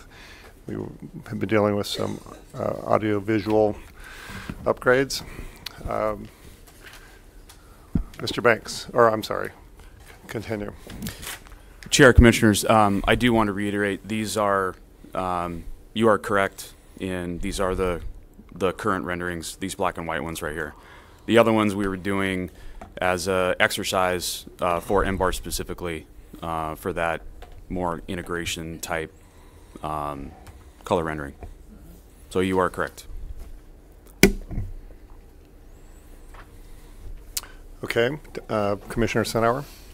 Thank you. On this topic of overhangs, how deep are the overhangs, feet-wise? Chair, Commissioner, I believe the main one that you're looking at on the main level is something around 6 feet. 6 to 9 feet. 6 to 9 feet. And how does that apply to diminishing interior light? So, Chair, Commissioner, what we've really tried to do, and I'll move back to this terracing comment and just the location of the lot itself. We've tried to separate these things out and elongate them throughout the lot itself. So we've got the lower guest house area there with a very wide, deep patio grass area, and then we move into the main part of the house, which has also the main structure. The main window walls are set back, and we've also brought up those railing heights, varying heights along there. And given that, and given the location of the site, the fact that you're from down in the village, you're looking up at it at a 12-degree to 15-degree angle. Given those deep recesses and that angle, I think you'd have a very hard time seeing that sheer volume of glass. I think it's diminished pretty heavily, given all those factors. Oh, okay. Basically, you're offering that it will. Yes. The overhang of 6 to 9 feet on the main, does that continue anywhere else? An overhang of that degree on the windows across? Chair, Commissioner, no. That is the main location for that deep recess, because it was the one that was so prominent in the front. And you still can't quantify the percentage of glass vis-a-vis going east-west of the structure that there is? Would you say it's over 50%? Just visually, it looks like it is. I would have a hard time confirming that. Well, it's not 10%. Correct. If I may, my name is Larry Pearson. I'm the principal of PDG and work with Patrick extensively, and of course the team, and would love to be able to respond to a few of the comments, if it's all right, Commissioner. Sure. If you can identify your company. I mean, what kind of company you are? Yes, I'm it's Pearson Design Group. I'm Larry right. Pearson, Patrick has been participating and working with me for many years, and of course has a better handle on all the technical details than I do on this project. But I would love to be able to respond to some of the conversations that are happening right now in terms of both, I guess, lanterning, also at nighttime and daytime reflectivity of the glass. Yeah, if you could just if you could kind of keep it short and just kind of answer the questions, that would be great. But yes, we would like to hear what you have to say. Yes, I don't know the percentages of glazing on the east and west compared to the south, but I can share a few design philosophies of why it is what it is. The house is bunkered into the hill. It is responding to the height regulations of 16 feet above existing slope. We have a view corridor to the islands and to the ocean and to the south. Because it's bunkered into the hill, there is a de-emphasis on the glazing on the south or on the east and west portions of the house. Because it's built into the hillside, effectively the north-facing glass is limited. So the majority of the glass is correctly on the south side of the house. The glazing planes are collectively set back, each of the planes, over terraces, yard, pools, and because of the downslope angle looking up at the house, as Patrick said, we felt there was about a 10, 12, 15% upslope gradient. And if I was to grab the pointer or look at the section of the house, because the nature of it being bunkered into the hillside and the orientation from the upper village, I would almost say that none of the glazing is visible from the public areas below the property. So if you're obviously, as our perspectives have shown, as well as being kind of from a drone shot, you're looking into the glazing. But if you're looking at the house from the public areas below the property, that glazing is not available. The sight lines to it is very limited, and I didn't construct what that really means, but I can't think of a single window in that house that you could probably see into from down below the property. I guess we could look at the section, and I could illustrate that more specifically if you'd like me to. Would you like that? Well, if you could do it fairly quickly. Yeah, that could work. How do you use this? The red dot. Red dot. Okay, so when I think of the property on that slope coming down, working its way down to the upper village, and then your sight line becomes that same slope, and you can see, let's say right here. Let me see if I can hold this still so we don't drive everybody crazy. Okay, so here's the upper terrace here. Here's the plane approximately of the glass of the living room.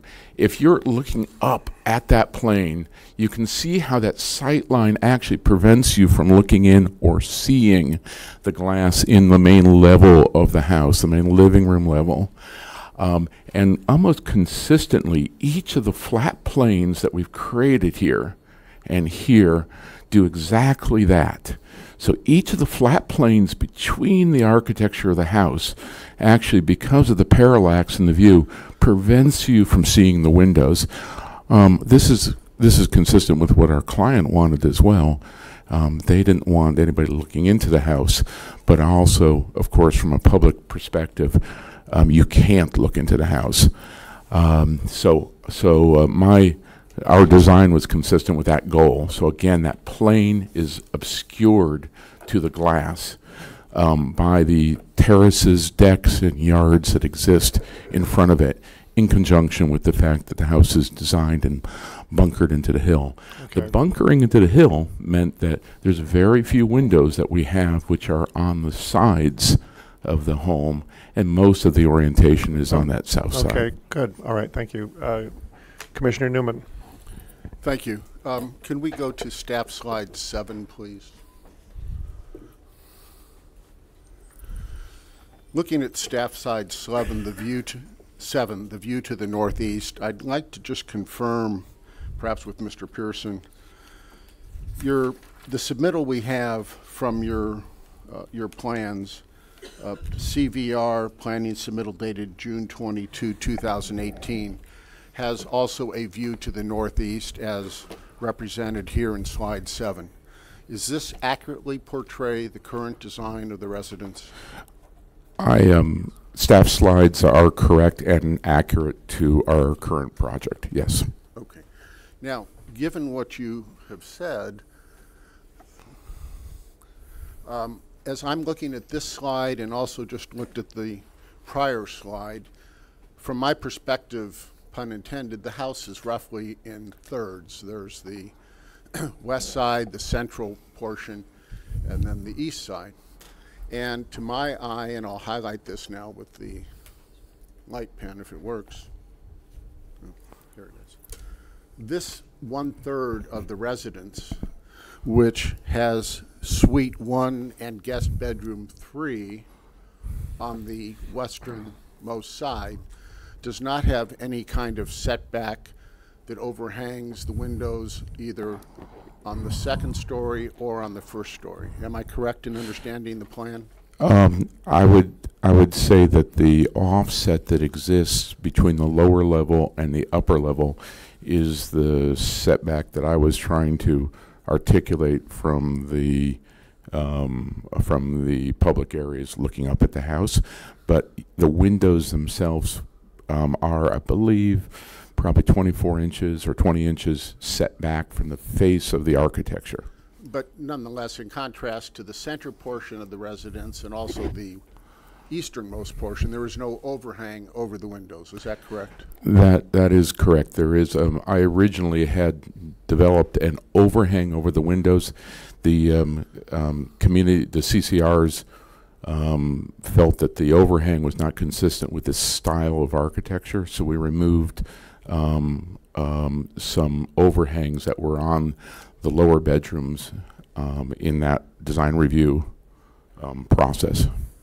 But would it be feasible from a design perspective to add overhang to the suite 1 and guest bedroom 3 depicted here, which is the westernmost third of the property, and that would overhang then the glass on both those 2 stories? I am comfortable with adding back an overhang on the lower bedrooms, as you just indicated. Again, the review on in the subdivision itself would need to approve that, but I'm comfortable doing that. Yes. That's from the homeowners association. The homeowners association had originally removed some overhangs I had at that point because it was drifting from what they felt was the pure architectural style that they were trying to achieve.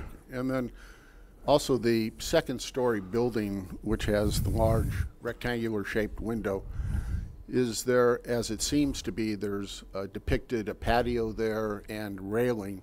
I assume there will be access to that patio area as I'm describing it? Yes, there is a door immediately to the right-hand side of that rectangular window that accesses that patio, and that patio is also part of the terrace that flows from the living room and other public areas as well. Thank you. Okay, I think we are done with the commissioner questions. Whoops. One Commissioner, question. Someone who, I'm curious about the placement of the swimming pool. Why it is located where it is south of the guest house and not between the main and the guest house?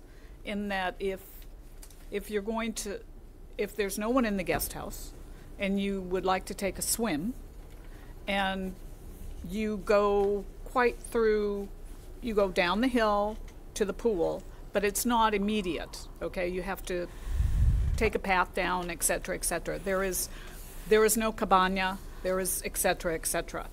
And I'm just curious, say you want to swim in the evening, so you can't just exit the main and go to the pool. You have to, I'm just curious, the location. Thank you. Well, Commissioner, this is, again, Larry. I discussed the orientation and functions with our client, and they felt that the yard space off of the lower level of the house was a more successful and more commonly used function for them. And so we prioritized yard space over the pool functionality. And because of the pool and the placement of the pool on the lowest level, we're able to kind of nestle that into the hillside very successfully without drawing out horizontally the home design. So it worked from a siting well, and it worked from a function with our client. They really appreciate that mid-terrace yard. Okay, well, thank you. I think we will move into deliberations by the commission. Commissioner Newman. Thank you, Chair Cole. As I see things, the word most frequently used in connection with this project is challenging. The topography is challenging, the design is challenging, and I think our role is challenging.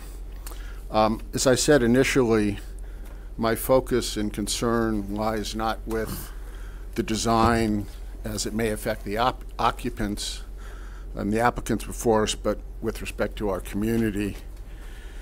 And I start with the default that this project is in RMZ 40, which is an area that is to be zealously protected in many respects. So let me just articulate, if I will, my particular concerns that I think affect the community.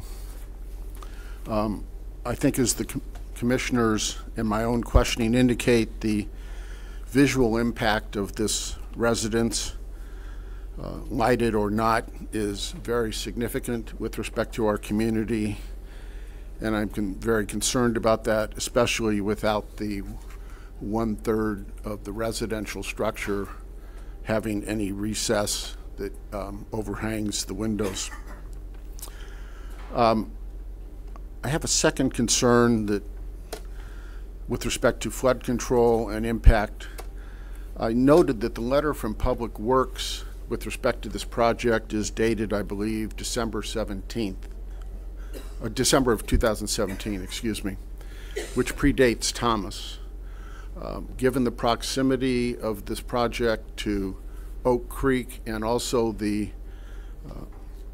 watershed areas, I'm concerned to the extent that I would want to know what would be the current views of both Public Works and flood control, if any. And I appreciate from an evacuation standpoint that this project is not within the hazard area. But I do believe that's an issue of concern. From a standpoint of fire protection, the fire district, in its wisdom, which I accept, has ordained that there be this road turnaround, but I'm concerned that the permanence of that turnaround, a commitment to its existence in perpetuity for access and also its maintenance is yet unaddressed and is a requirement that I think is important. And then lastly, this is a very complex project in many respects. Digging a hole in a hillside is a substantial undertaking. The amount of outfill and fill and engineering here is very complex, and there are many conditions recommended by staff and a few that may yet come. And I'm concerned about and would appreciate in particular hearing from staff about the county's ability to enforce all of this vigorously for the benefit of our community. We have had a few situations, and this will hopefully not be one, where what our commission or others have required of applicants, owners, and the like has not necessarily been implemented. And I'm concerned that I don't want to have to rely in the future on a complaint from somebody about this project, but rather that its enforcement would be very substantial along the way to make sure that all conditions imposed are fully established. I don't want to comment further. As I said initially, I think the design is appropriate and I do defer substantially on those issues of aesthetics, landscape, and so on to our colleagues at MBAR, but I do believe that these major community impacts do need to be addressed for our approval. Commissioner Newman, would you like comment from the staff on the enforceability issue? Please. Yeah. So let's take that up now. Mr. Chair, Commissioner Newman, there is permit compliance required as part of this project and mitigation measures that include monitoring components. The bulk of the mitigation measures involve activities during construction that would be monitored both by building and safety inspection staff who go up there on a regular basis, who are looking at code compliance and also grading and erosion control, as well as our permit compliance staff. We do have requirements for maintenance, 5-year maintenance, I believe it is, of some of the landscaping and stormwater components.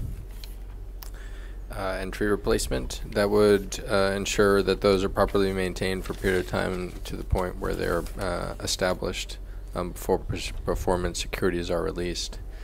As with any project, we don't have, for a single family dwelling, there is no long-term monitoring component. So once construction is completed, if something is not properly maintained, for example, concerns over the roadway were established or identified, then outside of the enforcement capabilities of the HOA, our response would be complaint driven, and that's no different than any other situation. Unfortunately, we don't have the staff to go out there regularly monitoring for ongoing perpetual compliance.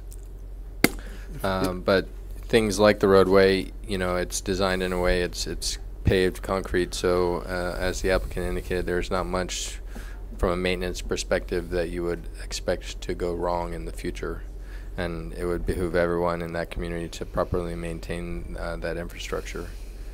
So that would be staff's response. I don't know if that answers your questions. Yeah. Commissioner Newman, you had a follow-up? I just do. My particular concern is with respect to matters that are not within the control of the applicant, but for instance, the homeowners association. So for instance, the dedication of this turnaround to its permanent use in perpetuity and also to its maintenance in perpetuity is something that is beyond the legal authority and control of the applicant and homeowner, and I'm wondering how staff might be able to ensure that that situation, which I've just described, is met as a condition perhaps of our approval. Mr. Chair, Commissioner Newman, as you saw perhaps in some of the visual graphics, that turnaround cul-de-sac, so to speak, is within the existing roadway of Oak Creek Canyon Road, and actually there's a continuation of that cul-de-sac through onto the adjacent property to the east. So I guess I'm just having a hard time envisioning a situation where that area would not be maintained, because if it weren't properly maintained, it would become an access issue for the adjacent neighboring property. It is all located within established easement for that roadway, and the fire department, as you know, does go out and inspect properties primarily from a fuel management perspective on annual or semi-annual basis. And certainly if they saw an access issue not being properly maintained, they could flag it at that point as well. But I'm just not sure of a mechanism where we'd be going out there to monitor it over time after construction's completed. It's really no different than someone's driveway or a turnaround in Hammerhead in someone's driveway or a private road. Thank you. Commissioner Senauer. Thank you, Chair Cole. A couple of thoughts, I guess. The RMZ is a truly vulnerable area, and I understand that the subdivision got approval, EIRs were drafted and approved. I am still uncomfortable with development in the RMZ and the hillside overlay. When I did the site visit, it was extraordinary, where I was beginning to wonder, why did they stop there? Why not develop all the way up to the 300-foot level? It has been so carved out and so developed. I basically am very troubled by it. But it is what it is. Development is allowed. And all we can do is basically consider each development and project within that term and policy. I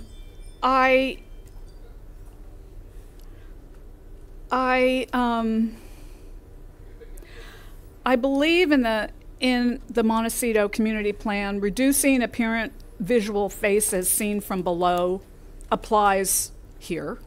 And although there have been arguments that, in fact, with the stepping of the project, that will be of no consequence, basically.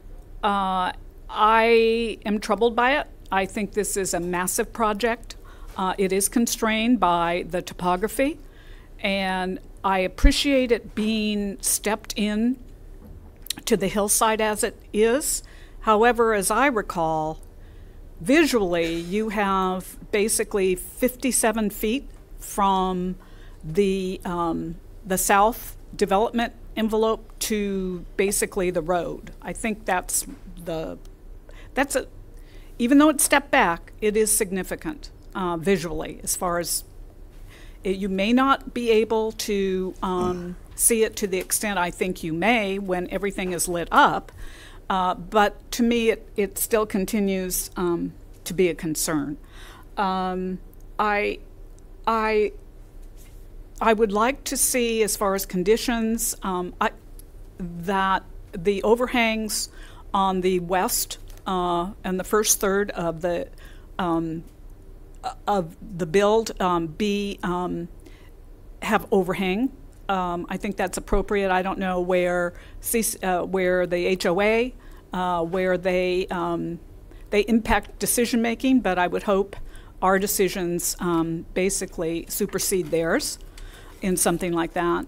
I would like to condition, as far as dust mitigation and control, I would like to condition that it be recycled or reclaimed water and not potable. I am concerned about staging, and I don't know if it can be configured any differently than it is in the condition. I think basically that's all I have to say at this point. Thank you. Commissioner Keller. Excuse me. I share my colleagues' concerns, but want to try to find solutions, because I'm sure that a great deal of time, effort, and money has been put into developing this property, and I want to make it feasible for the owners to have a lovely home there.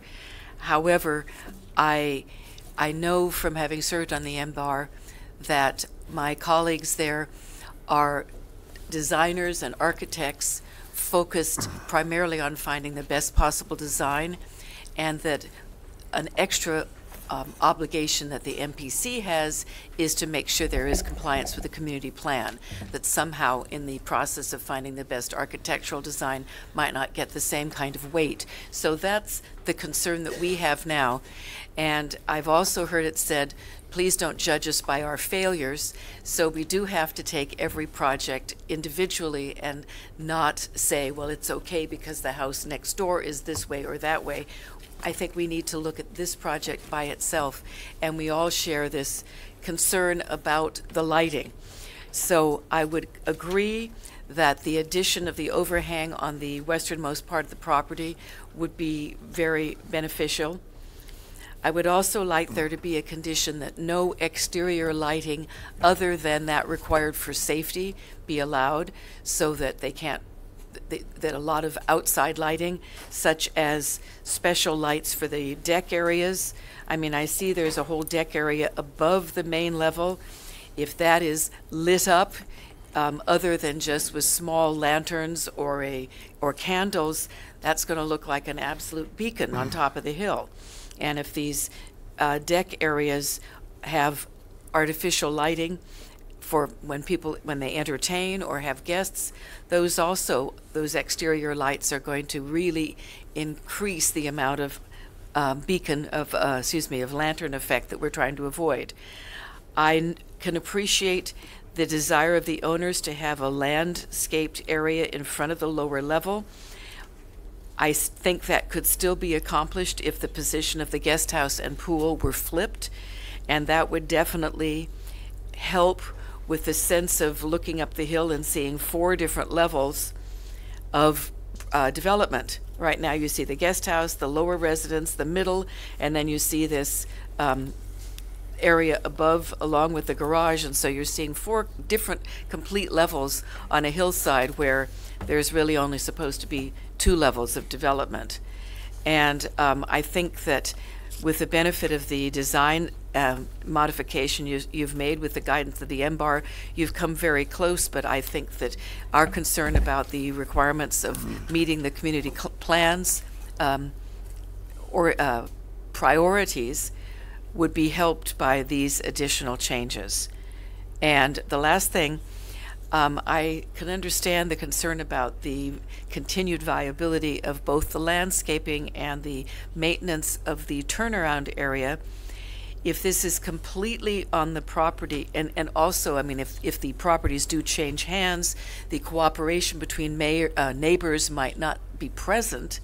I'm wondering if there's any way this could be written in, specifically saying that the landscaping needs to be maintained in a pleasant and viable state, and that it needs to be clarified who has the responsibility of the paving. Is it the HOA or is it the individual property owner, so that it doesn't get to a point where there's any kind of dispute between the current owners, who are now being very cooperative, or potential future owners who might not have such a good relationship.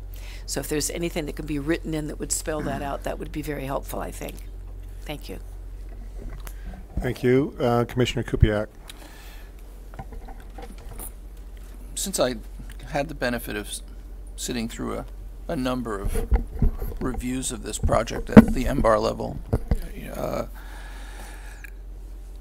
one, I mean, you know, I think I said this once at the MBAR, and now it's in the future, but I think architects do themselves a tremendous disservice when they show aerial views to a panel of this type.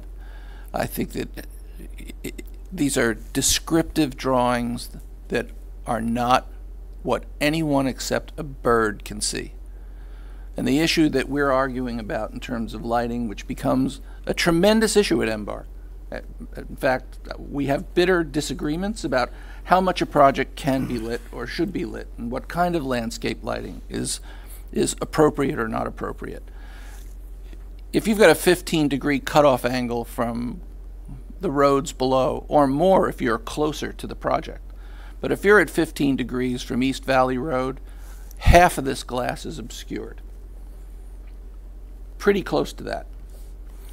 Also, just from a geometric vantage point, if that's all true, all these terraced areas, these rails are what's cutting off your sight line to the building that's behind it. You know, if I look at this, I see what looks to me like a massive building, but I can't see all this massive building.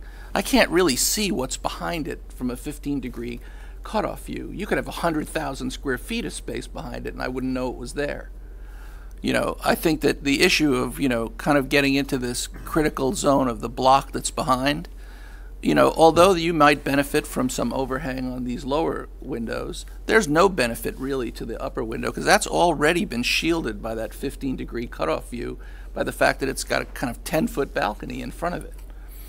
So, one comment that I would make, which I get into kind of some serious arguments with my former colleagues, is exactly how we absorb what MBAR's process is.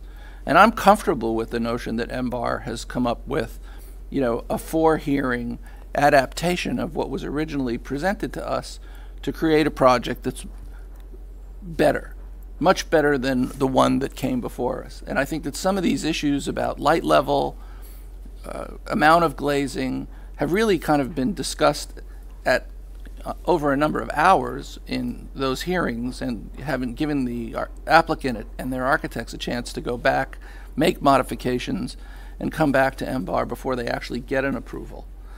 For me, I'm happy enough with what has transpired to support the project in its current form. I do think that some of the issues about road improvement and what we're doing, this particular applicant triggered an issue that now has to be addressed by the HOA. So I think if there are any conditions of approval that have to be applied, those conditions of approval have to be applied to the HOA, not to this applicant. They don't own that road. That road is owned by the homeowners association, and if there's something that we can do to make the homeowners association, comply with the desires to keep that road maintained, I think that that's all appropriate. But I don't think it has anything to do with this particular project or this particular applicant and their project, other than the fact that they need to absorb the cost of putting in a 60-foot turnaround. It wasn't required before. Hammerheads used to be required before. So I think they're trying to comply with a new requirement of the fire department, but they're doing something as an improvement to a homeowners association, not to an improvement of their own property. I would say that in terms of the review of how much bric-a-brac this has caused, I think the client has gone through a number of iterations to adjust this project so that its height, bulk, scale, and massing were made appropriate. But I do think that it's kind of hard to go through, these kinds of drawings scare the bejesus out of everybody. And, I have this argument with my own staff in the office, and we kind of mandate that you shoot eye-level views of the projects that you're proposing. You can have this as a descriptive, but I think what's more useful to boards, MBAR as well, in this issue of is there an impact on the community? Does it meet the compatibility requirements? Show me what it looks like from where I can see it. And then there's an issue there that we can respond to. And like I said, I think that, from here, this looks like a very large project that is impossible to really achieve in a good way. And I already know that that's not true. So, I think, those are my comments. I also think that, I realize we all have anxiety in an RMZ zone, but the truth of the matter is these projects have been approved. They have a development envelope that they have to live within. I don't know how we can backtrack and say there's a new set of standards to be applied. The set of standards was applied by the county a long time ago, and somebody bought a piece of property that they assumed could be developed, that was approved by the county. I think just that from an egalitarian vantage point, if they can comply with the requirements that were prescribed by that development package, then I think they have a buildable project. That's my comments. Let me make a statement before I go back around, since we're in deliberations. I just wanted to ask Mr. Kupiak a follow-up question. Just go ahead. At the time of your deliberations in MBAR, was there any discussion of the viewing area or the area on top of the house in terms of the visibility or the light from that area? On the very top of the house, where there's the open cabana area, or I don't know what to call it, but it's above the main area, in terms of light and lantern effect, was there any discussion of light coming from that area? I think that our initial reactions to the project were very similar to the kind of anxiety I'm feeling here at MPC. One of the requirements that we asked was make a 3D model, make renderings, start explaining to us. I never really think we got kind of down to that level, but, site sections do get drawn. And, we start looking at what that 15-degree angle means as a cutoff view from up above. And like I said, I think most of this project is not visible from down below. Right, but, sorry, but This area is visible, and I just wondered if there was any discussion about Well, it. I mean, I think buildings are visible, you know. I don't think that they're invisible. And I think that, you know, Okay. the discussion at MBAR was whether or not the height, bulk, scale, massing, and architectural vocabulary were appropriate. And I think there was a determination that it was. All right. Let me, before we go back around, I see several lights here. I don't, and this, Ms. Gerber, this is more of a question. So we've heard a lot about the HOA. I know a little bit about it, but my understanding could be a couple of years out of date. So it's I think a 10-lot subdivision, 1993, very strong HOAs put together by a sophisticated developer who I think still lives there. The president of the HOA, I think, still lives there. Do you have any sense of how strongly the HOA enforces its rules?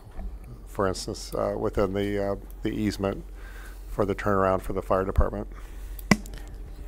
Mr. Chair, I don't have an answer to that, but I do want to reiterate that, you know, improvements to the road, which is already there, within the easement, which is already there, the road that is the responsibility of the HOA, those improvements would be maintained by the HOA. That's right.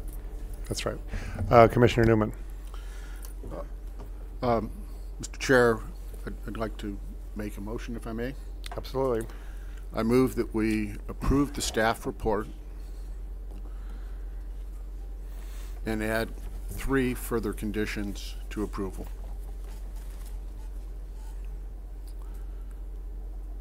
First, that the visual impact of the project, especially from the south view, must be further minimized by any reasonable measures, like additional overhangs above the windows as appropriate. Second, that the applicant obtain proof of the permanent dedication of the turnaround for the Montecito Fire District and its maintenance. And 3, that the Santa Barbara County Public Works Department either update and reaffirm its December 17 letter or provide an update as it deems necessary. Okay, let me ask a couple questions of your motion. So and this again, I guess brings up the HOA. I'll start with maybe the easier one. So proof of permanent dedication of turnaround and the maintenance. That would be something that's in the current CC&Rs. I mean, the residents as members of the HOA have to collectively maintain the roadway and the easement, which I now would include the turnaround. So how feasible, I guess, is Commissioner Newman's second condition? Can I speak to that? Well, let me just see what they have to say. Chair Cole, members of the commission. No, you're not getting up. We're in deliberations. Go ahead. Can Commissioner Newman repeat that so that way our yeah, response? and go ahead and comment on it too. Yeah, my intention is to make sure that this roundabout, turnaround, is legally and permanently allowed on the property, and that its maintenance is also legally and permanently obtained. Now, if there is presently documentation in the homeowners association documentation that affixes that responsibility, that makes this new turnaround the homeowners association's responsibility, and that it is both permanent and its maintenance is already covered by the homeowners association documents, that's fine with me. Okay, so if additional documentation may be necessary, action by the homeowners association or otherwise, then that will have to be obtained so that we're confident that both the permanence of this turnaround and its maintenance is secured. I view this as a life safety and fire safety condition for the development, not only of this property, but for our community, and that's why I just want to make sure that its permanence is unquestionable. Okay, so just to summarize that a little bit, the idea is to make sure that under the existing CC&Rs, the HOA bylaws, and probably from the Fire Protection District perspective, that this turnaround will have to be maintained and that it cannot be taken away and it's permanent. There's a permanent dedication of it. Chair Cole. Just a second.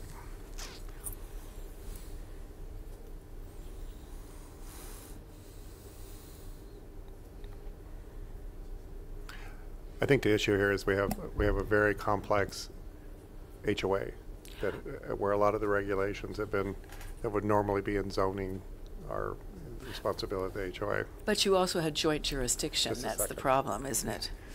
Let me just see what they have to say.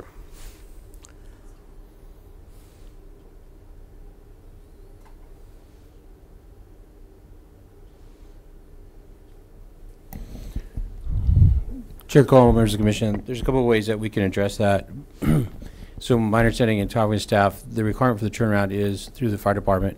However, the turnaround isn't getting dedicated to fire department. It's within an existing easement.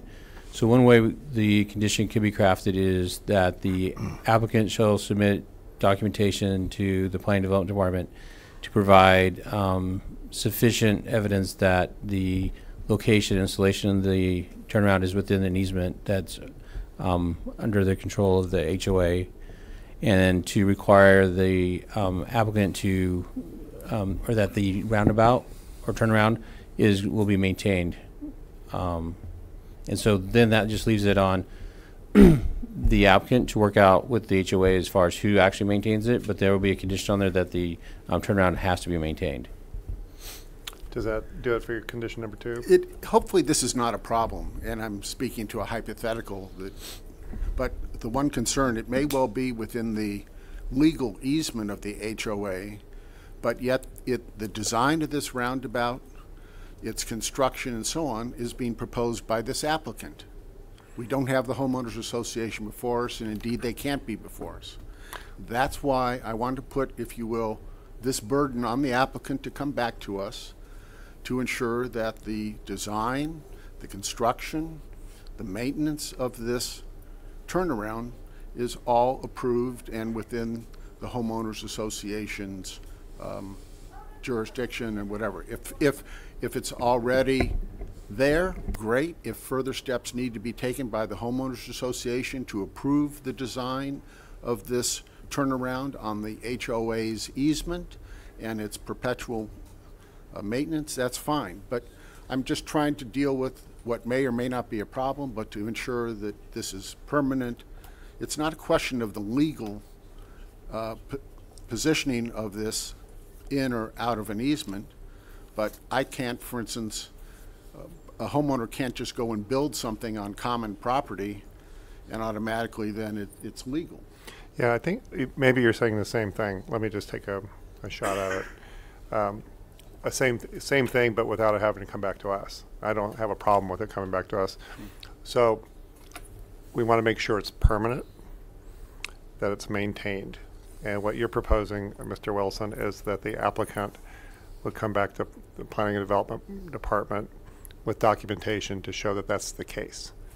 If it isn't the case, as designed, if it isn't the case, then the condition's not fulfilled and probably comes back to us. If it is the case, then that condition's been fulfilled and you can craft a condition to make that happen. That's fine. Chair Cole, members of the commission, that is correct. Okay. So I'm going to look at your other 2 conditions here because we're still on your motion. Mr. Chair? Yep. I want to respond to Commissioner Newman's comment about the fire department providing an updated letter. Public Works. Oh, it was Public Works. Yeah. Okay. So we have a December 2017 pre-Thomas fire, or probably during the Thomas fire, pre-debris flow letter, and that he wanted it updated. So Chair Cole, or for them to affirm it. So Chair Cole, members of the commission, I believe that letter came from the Project Clean Water.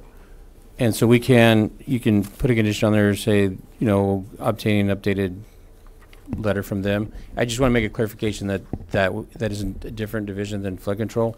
And so flood control, as my understanding is, has reviewed this project, and it's outside of the area that they would be monitoring, so that we wouldn't be getting a letter from them.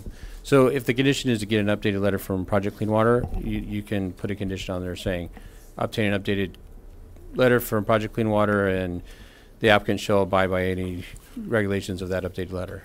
Okay. Or reaffirm that the prior letter is correct.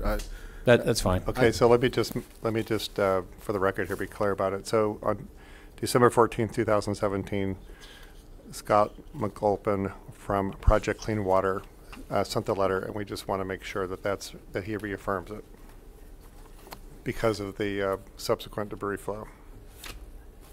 Is that condition number 3? Okay. And then condition number 1, saving the best for last. The visual impact, reasonable means, south view, overhangs. Now, one thing that I had a couple questions about that to make sure we can craft something. So on condition number 1, just to super summarize it, oversimplify it a little bit. That was Commissioner Newman on visual impacts of the south view, making sure that there's reasonable means, including potentially overhangs.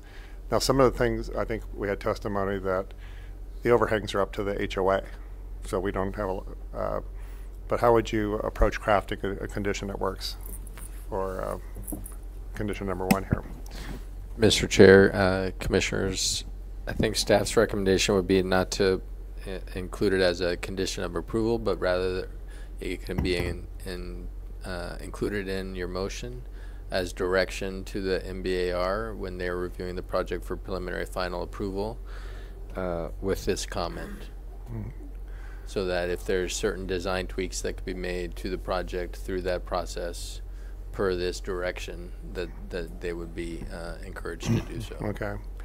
Because my question there is reasonable means who determines that. And obviously that's a judgment call.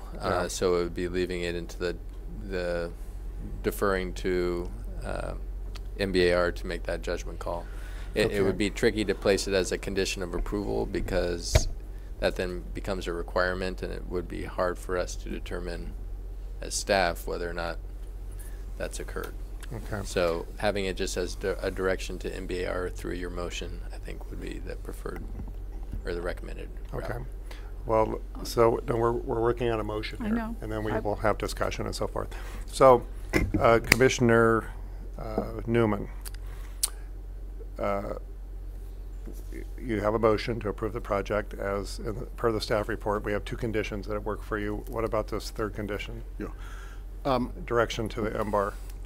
I'm concerned about it being minimalized and perhaps trivialized as a direction and not a condition, because I think it's my personal view that what has already come before us is not adequate, and would like to see more attention to minimize visual impact. And I've tried to take into consideration our colleague and architectural viewpoints of Commissioner Kupiak by putting in phrases reasonable measures as appropriate. So as an example, should the HOA preclude the addition of overhangs, then that would be inappropriate and not feasible. Not feasible, right. But I do want to convey the condition to whoever may be looking at what we do today, that the visual impact must be further minimized from the present design, which is a concern, if it's feasible and reasonable. And I think those conditions are so modified. Yeah, and I'm just interested in the technical part here, really, at this point, to make sure we have a motion that stands up and works. So, if I can just check it with our brain trust here, it would be a condition rather than a direction to MBAR, and it would be that visual impact be improved, reasonable, necessary, appropriate, feasible, which I guess would be a judgment call by planning and development. It's pretty loosey. It's a pretty broad loosey-goosey is not the right word, but it's gives you guys broad discretion. Does that work or not? So, Chair Cole, members and members of the commission. So the concern we have with the condition as currently proposed is that, for the reason you just stated, is our concern is it's too broad.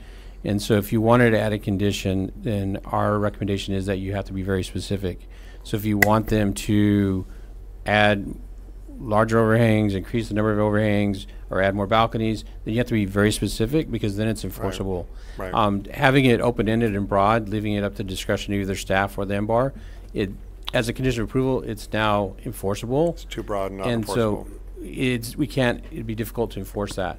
So with Alex's direction, providing direction to MBAR, that's one option. If you want a condition, then it has to be very specific and directed to them.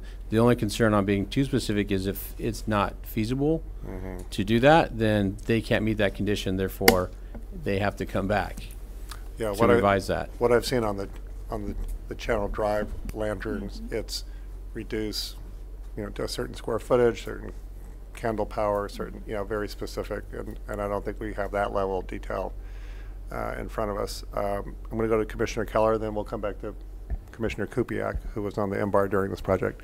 Commissioner Keller. Thank you. I wanted to speak because I agree that while the intent is correct, I think we do need to be more specific, and I think I would like to see the motion specifically mention overhangs as allowed, which would be per the HOA, and no exterior. I would like to include the exterior lighting that I have brought up, because that could have a real effect. If there is permanent artificial lighting on the exterior of the house, that could really impact that lantern effect. So I think that by saying reasonable to the extent possible does water it down a little bit. I think we're pretty much in agreement that unless it's prohibited by the HOA, we would like them to add the overhangs. We would like, and I personally, and I hope my colleagues agree, would like them to not allow the lighting, exterior lighting, except to the extent required by safety and code violations, safety and code requirements. Okay, so let me take a crack at this. So we are on Commissioner Newman's motion. 3 conditions. 2 of them I think we have nailed down. The third one is, we hear your concerns, Commissioner Newman. We're just trying to make it work. Narrow enough to be enforceable, broad enough to be feasible. So Commissioner Keller suggests that condition, I'll call it condition 3, that there be overhangs if the HOA allows it, which means if it doesn't, we don't have it, which basically means that the HOA can decide, and they've already decided once not to do it because of their own design guidelines. And the second part of that is what Commissioner Keller had mentioned during her deliberations was no exterior lights. What's your? Except to the extent required for safety. That's right. Yeah, paths and so forth. So, Commissioner Newman, what say you? I say that's fine, and perhaps if we need to, we might trail this to allow staff and council to confer to make sure that what we're doing is going to be satisfactory to them. Yeah, I'm reluctant. Well, I don't need trailing. I like having them under the lights in real time. So does that condition work? Condition number 3, as proposed by Commissioner Keller and accepted by Commissioner Newman. Chair Cole and Commissioners, after conferring with staff, we collectively recommend against delegating to the HOA the responsibility for determining what is and is not feasible. I'd like to emphasize that the Commission has significant discretion to make or not make the necessary findings with respect to visual resources, with respect to community compatibility, and with respect to the visual impacts of the project. The Commission can reconsider the project with some of these visual aspects revised, but I would recommend against a condition that delegates to the HOA that responsibility. Okay. Commissioner Senauer. Yes, I concur. That was my thought, that the HOA would override this commission is troubling to me, and that it would be allowed. I think if the HOA, whatever conditions we basically advance, there should be a caveat that if the HOA dismisses our recommendation, that it come back to us. Yeah, I don't think we're delegating as much as the HOA has independent power under the CCNRs for its design. Commissioner Kupiak. I mean, I agree with Mr. Tuttle. I mean, I think that there are a lot of tools that architects can use and that MBAR can use in terms of pushing this project in a particular direction. I would recommend that we send a message to MBAR that's stronger. I think that to say that we have significant concern about the lantern effect and the impact of exterior lighting on view corridors of the project from a distance, and that we strongly urge them to review the project in context to that, so that before final approval is given, that mitigating measures are increased. Okay, let me just go one at a time. So, Commissioner Newman's motion, still. We have the first two nailed down. We're trying to come up with certainly there's been a lot of concern about the lantern effect. I have it as well. The issue is we have a HOA and we need to come up with something that works. Commissioner Newman, before we actually try to have a second on your motion, what's your reaction to what I'll call condition 3? How would you like to propose that? You've heard Commissioner Kupiak again strongly urge type language to MBAR. Yeah, and I respect that. But with respect to the homeowners association and this applicant, there is of necessity an intersection here that is unavoidable for us. It's unavoidable in the context of the turnaround for fire protection for this property in the community, and I think it perhaps based on the representation of Mr. Pearson may be as well unavoidable with respect to the issue of the lantern effect. But nonetheless, that doesn't absolve us of our responsibility or the impact that this project as presently before us would have, and I've tried to state this third condition in terms that are specific enough for the applicant to meet and understand them, for the homeowners association also to understand our concerns, and for the community to be protected with respect to the considerations that we've articulated both for the road and for the lighting. And I see the two both involving perhaps the HOA, but perhaps not, but nonetheless being important considerations. Well, let me try to weave in what council said here. So we have the two conditions, now we're talking about the third. We could just say a condition of us approving the project is overhangs and no exterior lighting except for safety. And if the HOA, if they can't get that for whatever reason, then they would have to come back. Does that work for you? Yes. Okay. Any other discussion before I ask for a second? Yes, or let me do this. Let me ask for a second, and then we'll have discussion. I would like I to want to make sure we have a motion that actually is. Thank you. May I second the motion? Okay, as thank you. recently stated. Thank you. Okay, so we have a motion and we have a second. We have approval of the staff report with the three conditions. Let's go to our brain trust legal. So Chair Cole, on the issue of that visual impact, a brief discussion with the applicant is, I recommend that we could hear from the applicant briefly, really briefly, a proposal on the overhangs that could provide some specificity to the Planning Commission to put that as a condition of approval that they're agreeing to, so they can either put that in their project description or we can add it as a condition of approval saying you shall include these overhangs, and then it's specific and it addresses, I think, the Planning Commission's concerns. All right. And so that's if the Planning Commission would like to consider that, and then that way it kind of meets all of the things we're trying to balance right now. All right, well, let me throw this out to my commissioners. My suggestion is that on this point, additional information. As a point of information, let's hear from the applicant briefly, because they certainly have been working on this for a long time and have been dealing face-to-face with these issues. So yes, it's got to be brief though. We don't, you're very special. We don't usually let anybody into deliberations. I feel very special. Thank you, Commissioner. I think I have a solution on the west portion of the house that would satisfy the homeowners association, my client, and your concerns about both shading and setting back the window planes on that portion of the house. I can see, and I think I can get approved with the HOA, a corbelled design with a shed tile roof over those corbels over those windows. So I think I have a solution. Okay, thank you. So, condition number 3. We're in discussion. We have a motion second. Does he need to address the lighting issue? No, I don't think.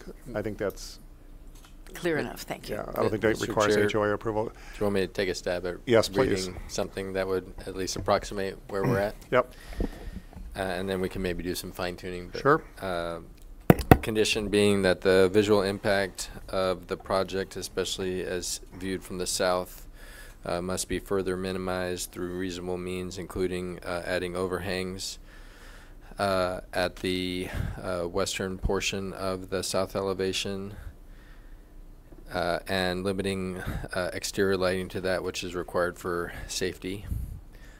And then as determined by P&D and BAR prior to approval, final BAR approval and issuance of the following zoning clearance.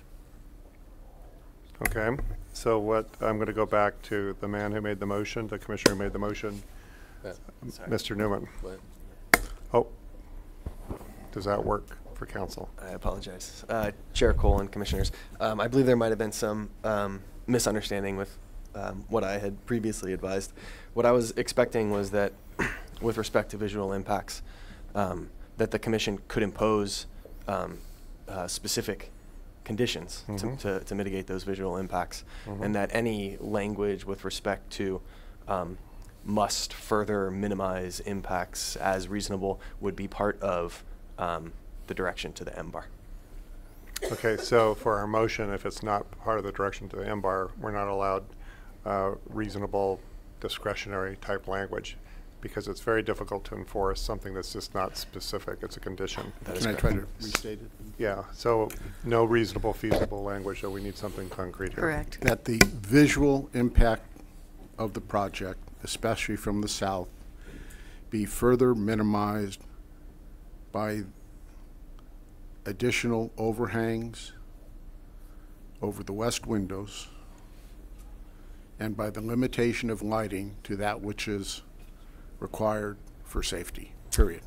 And you, yeah, okay, one step, please. So you're really adopting Mr. Pierce's fix when you say west windows overhang. Okay. And just may want I to be just clear. say exterior lighting? Yeah, we said that. He didn't say in his motion, but that's assumed. Thank you. Okay. Commissioner Senauer. I would like to see if we could incorporate under that also 3, that the window glazing basically be equivalent to the east and west glazing. The south is decreased from the presentation. It's the east and west windows have more glazing than the south. So you want it? I would like balanced. it equalized. Yes, south, east, and west. Okay. And if there's anything north. Thank you. Well, okay, this is a new element. Let me just make sure that this works. So we have the overhang to the west, no exteriors, and balanced glazing. We don't have, I would have to bring the applicant back up. It's really a design issue. I mean, Mr. Pierce, I am not a architect, so when you start talking about balanced glazing, it's beyond me. It's unreasonable from my perspective and my client's perspective to ask us to put glazing into a hillside below grade or On the east and west portions of this house, there is no view. It's done according to the direction of the design guidelines that we've worked on so hard to make happen, which is kind of bunkering the house into the hillside. I have no understanding. We got it. It was just a technical question. Okay. Thank you. So I'm going to go back to the motion, because that's really what we have to work with. Comment, Chair Cole. Yeah, Commissioner Kupiec. In the issue of, beginning to discuss how to deal with exterior lighting, I seriously disagree with, hamstringing the client to a certain language that says they are only allowed to have lighting that is for safety issues. There are other forms of lighting that, they might want to have a light fixture that no one can see that lights their deck area on the floor. There are many other kinds of instruments that get used, and I don't think it's the purvey of this commission to limit the tools that the architects and the clients and that can use that can be reviewed at an MBAR level. I think the impact has to be measured, not a blanket statement that says, only step lights are allowed. Okay. All right. Thank you. May I speak? No. That was not my intent. No, so I know. That's not clear. So what I want to do is go back to the motion, because I'm trying to get a motion that we can all agree on. And what I'm going to ask Commissioner Newman to do is to reconfirm his motions, because there's a lot of details here. So we have approved the staff report, 3 conditions. We've talked about the dedication, of the turnabout. We've talked about updating the Public Works clean water letter. So we're on number 3.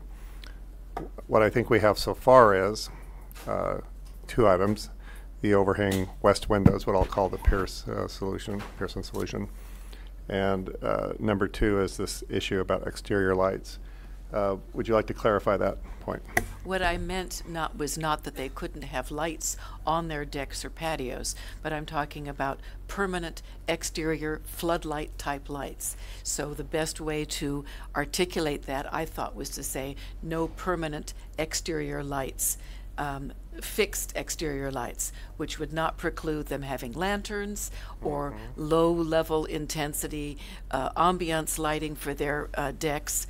Gives them a lot of options, but means that there isn't outside lighting that's illuminating the facade of the building to the south. Okay. And if we need to clarify the language, that was my intent. Okay. Just my to be clear, overall, MBAR wouldn't allow that. Mr. Kupiec, please. What I have to agree with Mr. Wilson. We don't want to get too detailed here and redesign the project. So, Commissioner Newman, I'm not going to go over the 3 conditions and again, but I think you understand them. It's your motion, and it's with the overhang west windows, which we think we can get through the HOA, and the no exterior lights, which we take to mean no fixed permanent exterior floodlights. Correct? Now, are you willing to make that motion? Or to make sure that the motion that's on the table that was seconded, that's accurate? I have no problem with the language about the overhangs. I'm still concerned we haven't reached a good solution about the lighting concerns we have, and So what would you like to, I mean, we could vote on the motion, and we can vote down the motion and start with a new motion, but. Well, I'm thinking about stating the lighting issue as follows, if I may. Go for it. So this condition would be: the visual impact of the project be further minimized by 1, the addition of overhangs above the west windows, and 2, precluding any exterior lighting that increases the lantern effect of the project. Okay, and you're willing to make that motion? That we're confirming that the motion you made can close elements. And are you willing to confirming second? Yes. Okay. I am so happy that this is my last meeting as chair. So Chair Cole, again, sorry. We're gonna we want to check and make sure that this flies. I think we're Commissioner Keller, and with all due respect, I think we understand your concern with lighting.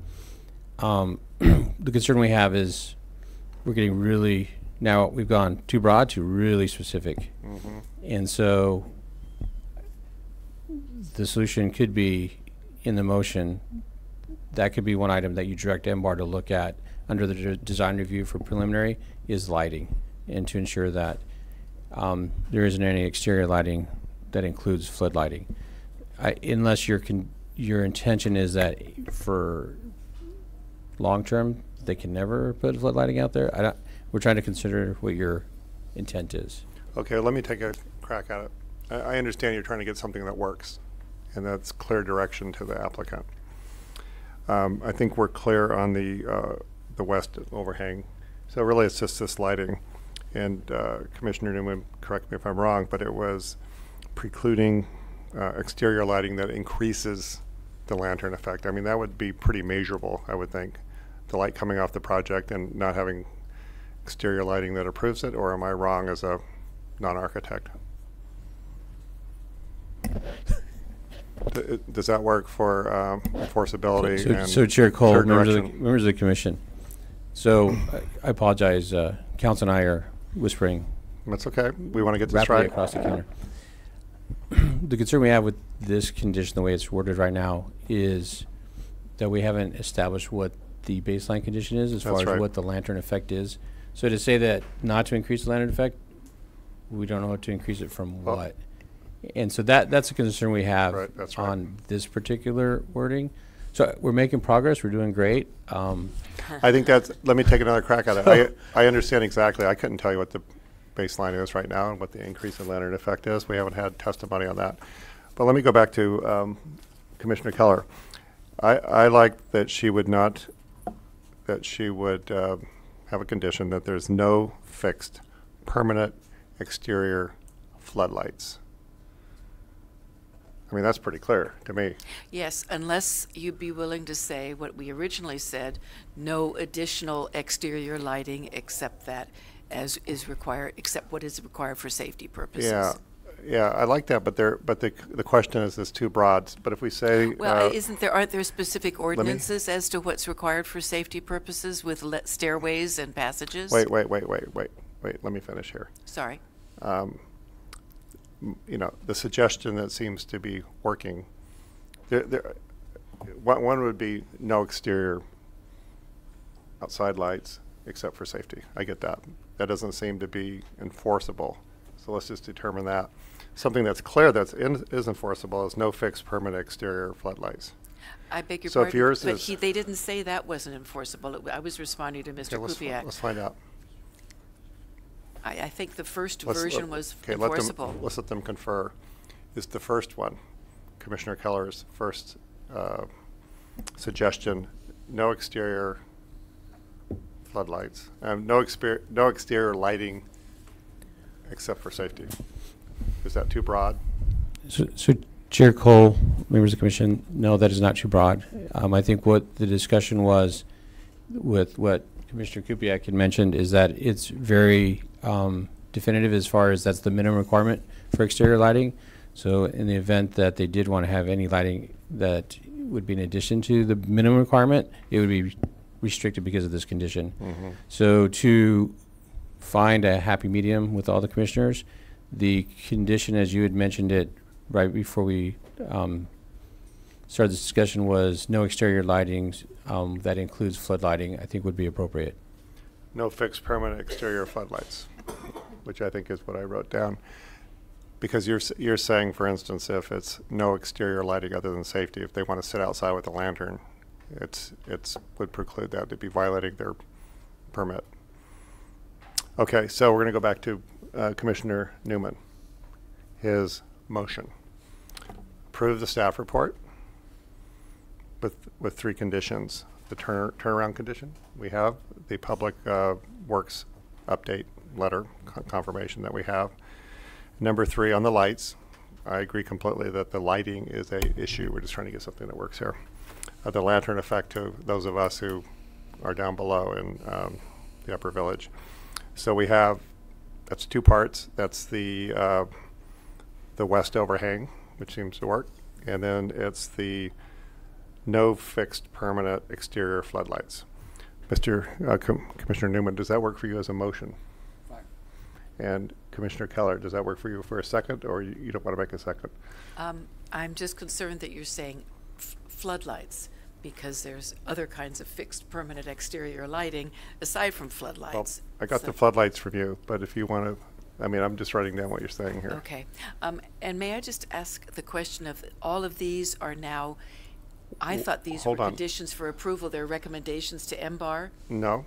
Let me start again. And you don't have to make the second. I'm just looking for a second here.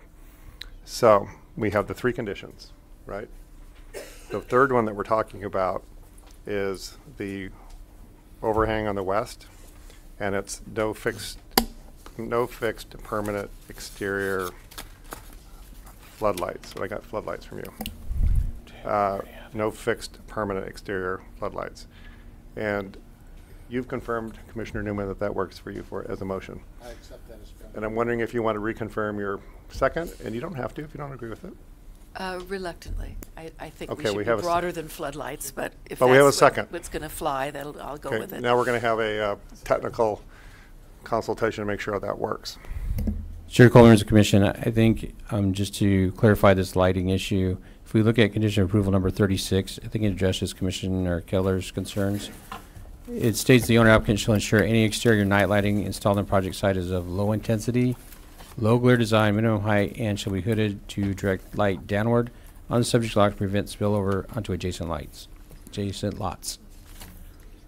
Okay, so that's on page B17. And that's on page B17 of the Right. conditions of approval. And it also indicates the owner applicant shall install timers or otherwise ensure lights are dimmed after 10 p.m. Mm-hmm.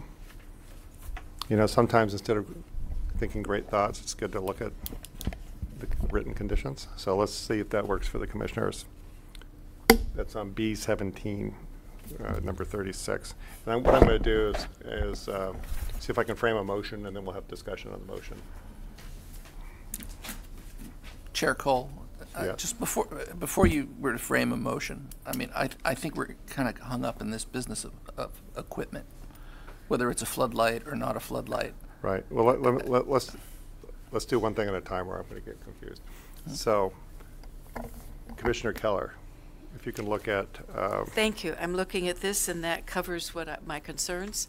Well, that's, so let's just reiterate that condition 36 be applied and yeah, I don't think diligently we even, applied. Thank you. I don't think we even have to reiterate it as part of our motion because it's already a condition. Thank what we're having is, because we're approving it anyway, subject to 3 conditions now that, so I want to get to you, Mr. Kupiak, but let me see if I can get a motion in a second here.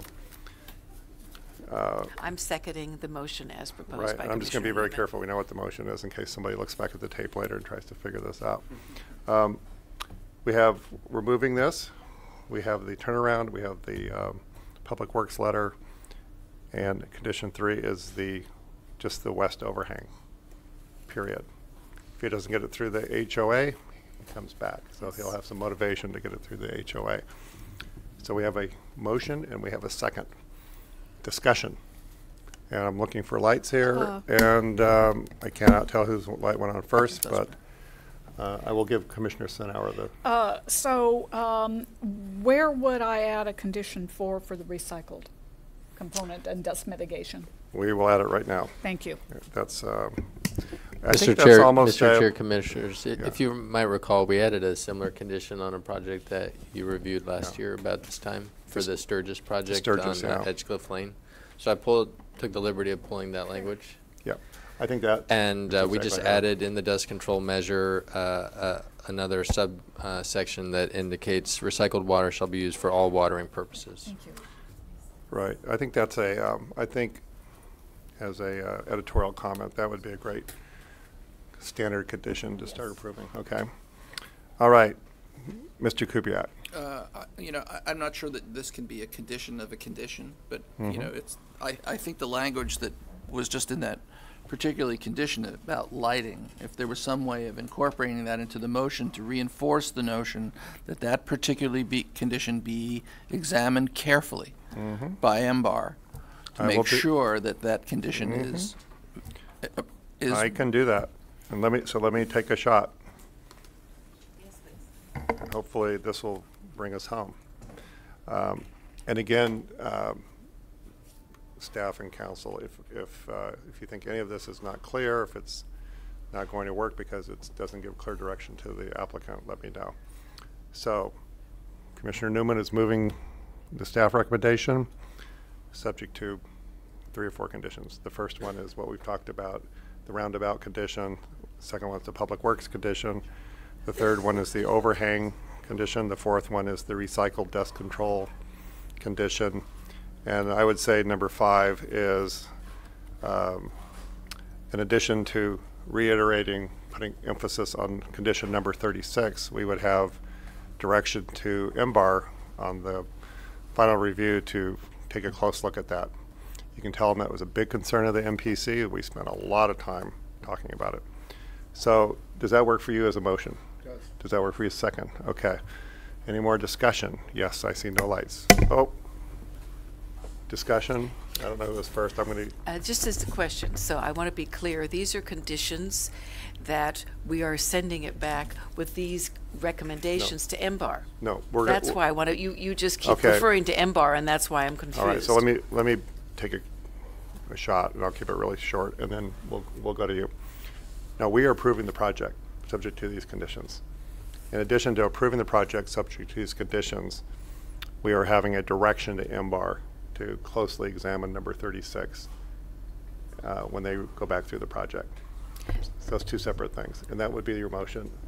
That would be the second. And not only 36, but also the other parts of the motion, correct? Correct. It's a motion. Well, let me go to, before I get into the legal side, let me get Commissioner Yes, Senahorst. I would just like clarification on the process, the pathway from here. Okay, let me see if I can say it, and then you guys correct me. We are having a motion to approve the project.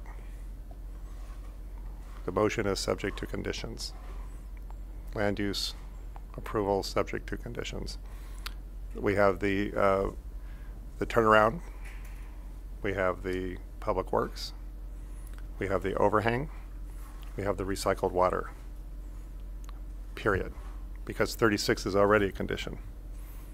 So why don't we vote on that motion, and then I'm going to come back with a second motion to keep it really clear to give direction to MBAR on number 36. So just on the first motion, Commissioner Newman, does that work for you? It does. Do we have a second, Commissioner Keller?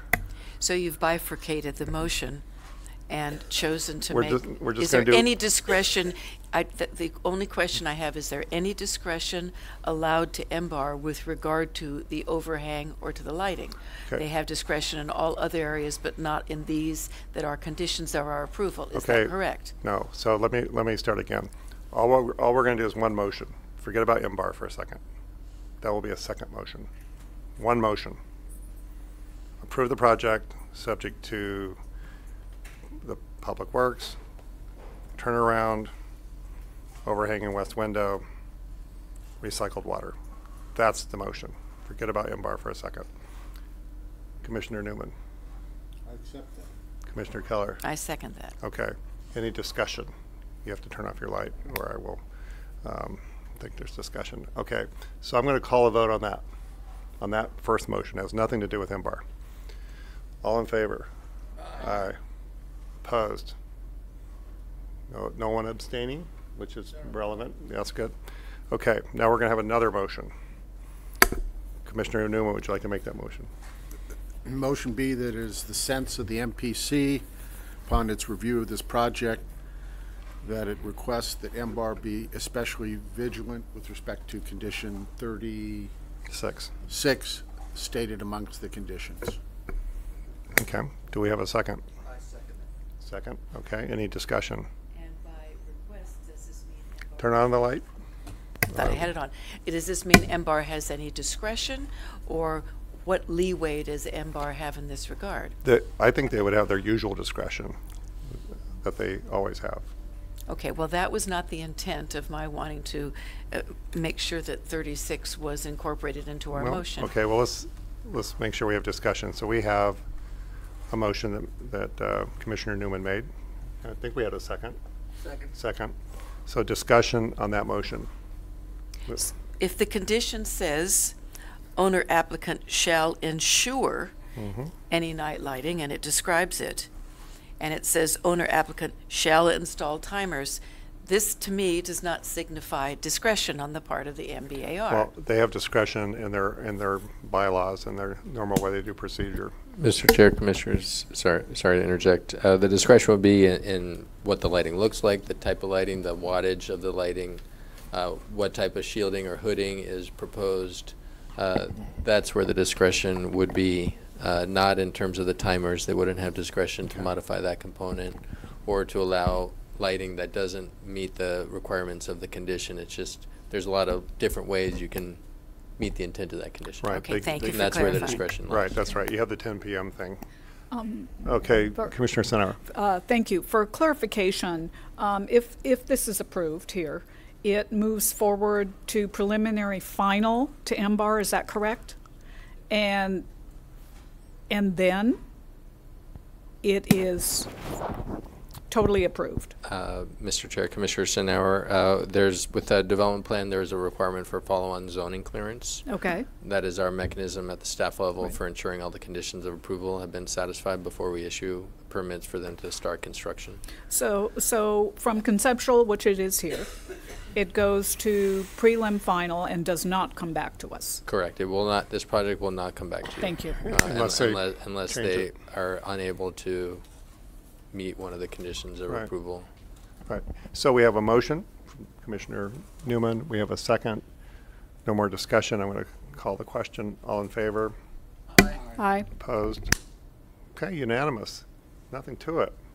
So what we're going to do is we're going to take 5 minutes, and we're going to come back for the item number 2 on the agenda, which is the Montecito update. And then we still have the minutes issue.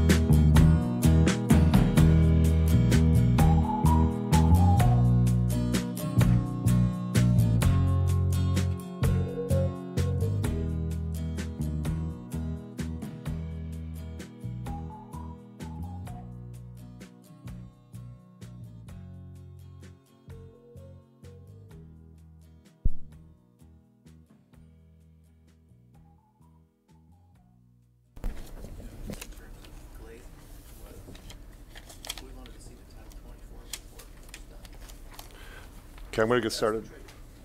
Okay, we're back. Mr. Villalobos, read agenda item number 2 into the record, please. Thank you, Mr. Chair. The Montecito Planning Commission will receive a report from the Planning and Development Department on rebuilding after the Thomas Fire and January debris flow.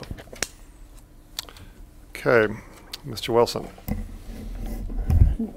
Chair Cole, members of the commission, since we last met, which I think was a couple weeks ago, there hasn't been any changes in the information that I provided at that meeting. So I don't have anything new to update today on the Montecito debris flow status of where we're at on that. Okay, I see the lights come on, and I think Commissioner Newman was first. I'm going to enjoy my last few minutes as chair. So, Commissioner Newman. Quick question, Mr. Is there any change in the status of the application that was last described as being on the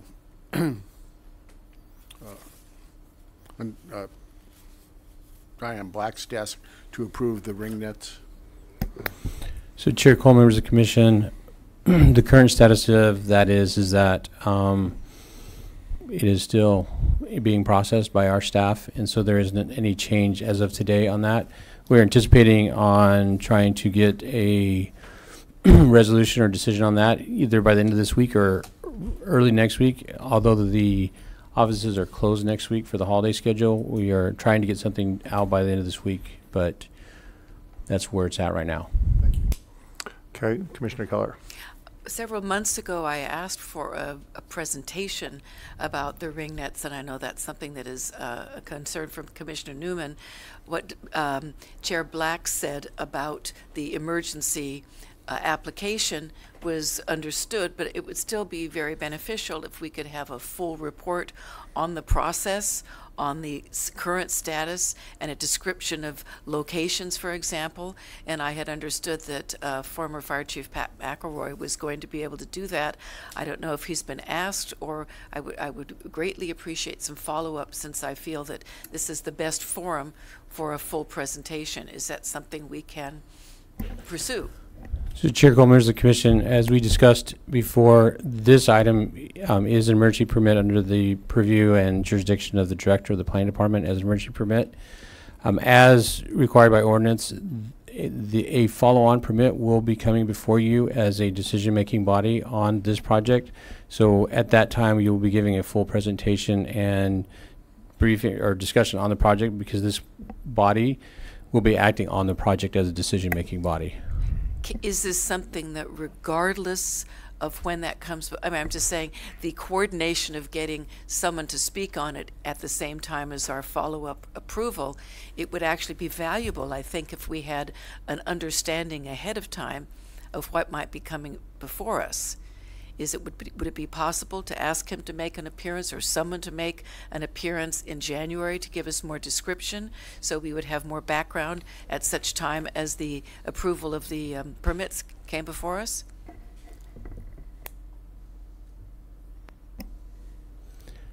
So Chair Cole, members of the commission, as we indicated earlier, the purview and scope of authority of this body is to review applications that require the Montecito Planning Commission to take action on, and this is one of those items. The follow-on permit would be a action that's under the purview of the Montecito Planning Commission. So our concern is that it needs to be brought before the Planning Commission at a time where it preserves the Commission's ability to be objective and make a decision on the project. So our recommendation is that the Commission receive that information as through the regular permitting process, and you'll be briefed and receive a staff presentation on the follow-on permit that you'll be acting on. Commissioner May Keller. I just say, I got the impression from Director Black at our last meeting when we had the discussion at the top of the meeting that she concurred with my point that the more information we have doesn't make us less objective, it just makes us better informed. So that's why I was hoping that this wouldn't all be brought to us at a time when we had to immediately make a decision about it. having a possibility to have the information, to digest it, so that when our decision making is required, is, I think, of a good goal and would be very helpful for our process. Let me just say one thing. Since I'm a board member of the nonprofit that's supporting the project, so I completely recuse myself if there's any presentation even made in the, I will be outside of the building, so can't say anything. But I'm as interested in Mr. Newman's question as anybody. So I think they understand your point. I'm going to have to leave it to all of you. So, Chair Cole, just to members of the commission, on this point, I think one way that we could address it is that we could provide a status update on the emergency permit to the commission, provide a brief overview, but the commission would be limited on asking questions or receiving information on that item. But we could do it as through the director's report, provide a brief status update on this particular item. Commissioner Senauer. Thank you. Yes, I think that would be most appropriate. I think the more informed we are, and the public via video, archives, etc., and streaming, it's of great import. And informational, great. We don't have to comment. We don't have to ask questions, but it's a matter of public record, and I think that's an imperative here. Okay. Anything else? Well, nothing else. I will move that we adjourn. Oh, I'm sorry. Okay. What we had postponed till the last item of the day, the minutes. We had a proposal from Mr. Newman and some comments from Commissioner Keller. Commissioner Keller. Thank you. When this, unfortunately, I didn't have a chance to review this before the meeting. I did not see it early this morning, and so it came as a surprise to me, and therefore my reaction was spontaneous and not very well expressed. And I apologize if it sounded as though it was specific personal criticism of Commissioner Newman or of his intent. My concern, and I think that we have solved the problem, but I just would like to state my concern is that the Planning Commission has 3 attorneys on it, and I believe that it's appropriate that we refrain from behaving and sounding and acting as attorneys in our deliberations on the commission. And I was concerned that the conclusion that appeared to be made here was one of a legal decision that we had no jurisdiction. I would like for those legal determinations to be handed over to council for us to raise the issues and us to raise the questions. So that was my immediate reaction. It was that there appeared to be a legal conclusion made, and I wanted to see us avoid making that. So Commissioner Newman has kindly altered his comment that I think satisfies the concern that I expressed. Okay. Do we need it read into the record, or can he just hand it to you? Chair Cole, members of the commission, I think that being that we're voting on it, all of the commissioners need to know what is being presented. Yeah, I'm sorry, you're absolutely right. Let's go ahead and read it into the record. At item 8, after the sentence ending disappointment of Commissioners Senauer and Heller, period, it would read as follows. However, he added that some of the specific concerns mentioned would be before the MPC as a matter of courtesy, period. And continuing, he too would like the stature of the commission to be enhanced and for it to be available to the public for education and input on important issues in the community. And I'll pass this to Secretary to have. Okay, is there a motion to accept that language? I so move. Second? I second the motion. Okay, all in favor? Aye. Aye. Okay, I'm abstaining because I was not at that meeting. Before I move for adjournment. Wait, Chair, I'm sorry. Yes, Mr. Wilson. Chair Cole, members of the commission. Do we also include that Commissioner Newman is the one who opened the meeting? Do we, Yes, we agree with yes. that? Okay, I'm good. Absolutely, yeah, that was a And I'm typo. sorry, there was one other issue I mentioned of the meeting start being postponed from the 9 a.m. period. Right, okay, so the motion, and I'm just going to be very careful because we want to be careful here. The motion is the meeting started at 10, that Commissioner Newman opened it, and then we're adopting the language that he's read into the record. So I forget who made the motion. Commissioner Stenauer, that motion works for you, correct? Yes. I forget who's seconded it. Maybe I've been sitting here too long. Commissioner Keller, you seconded that, right?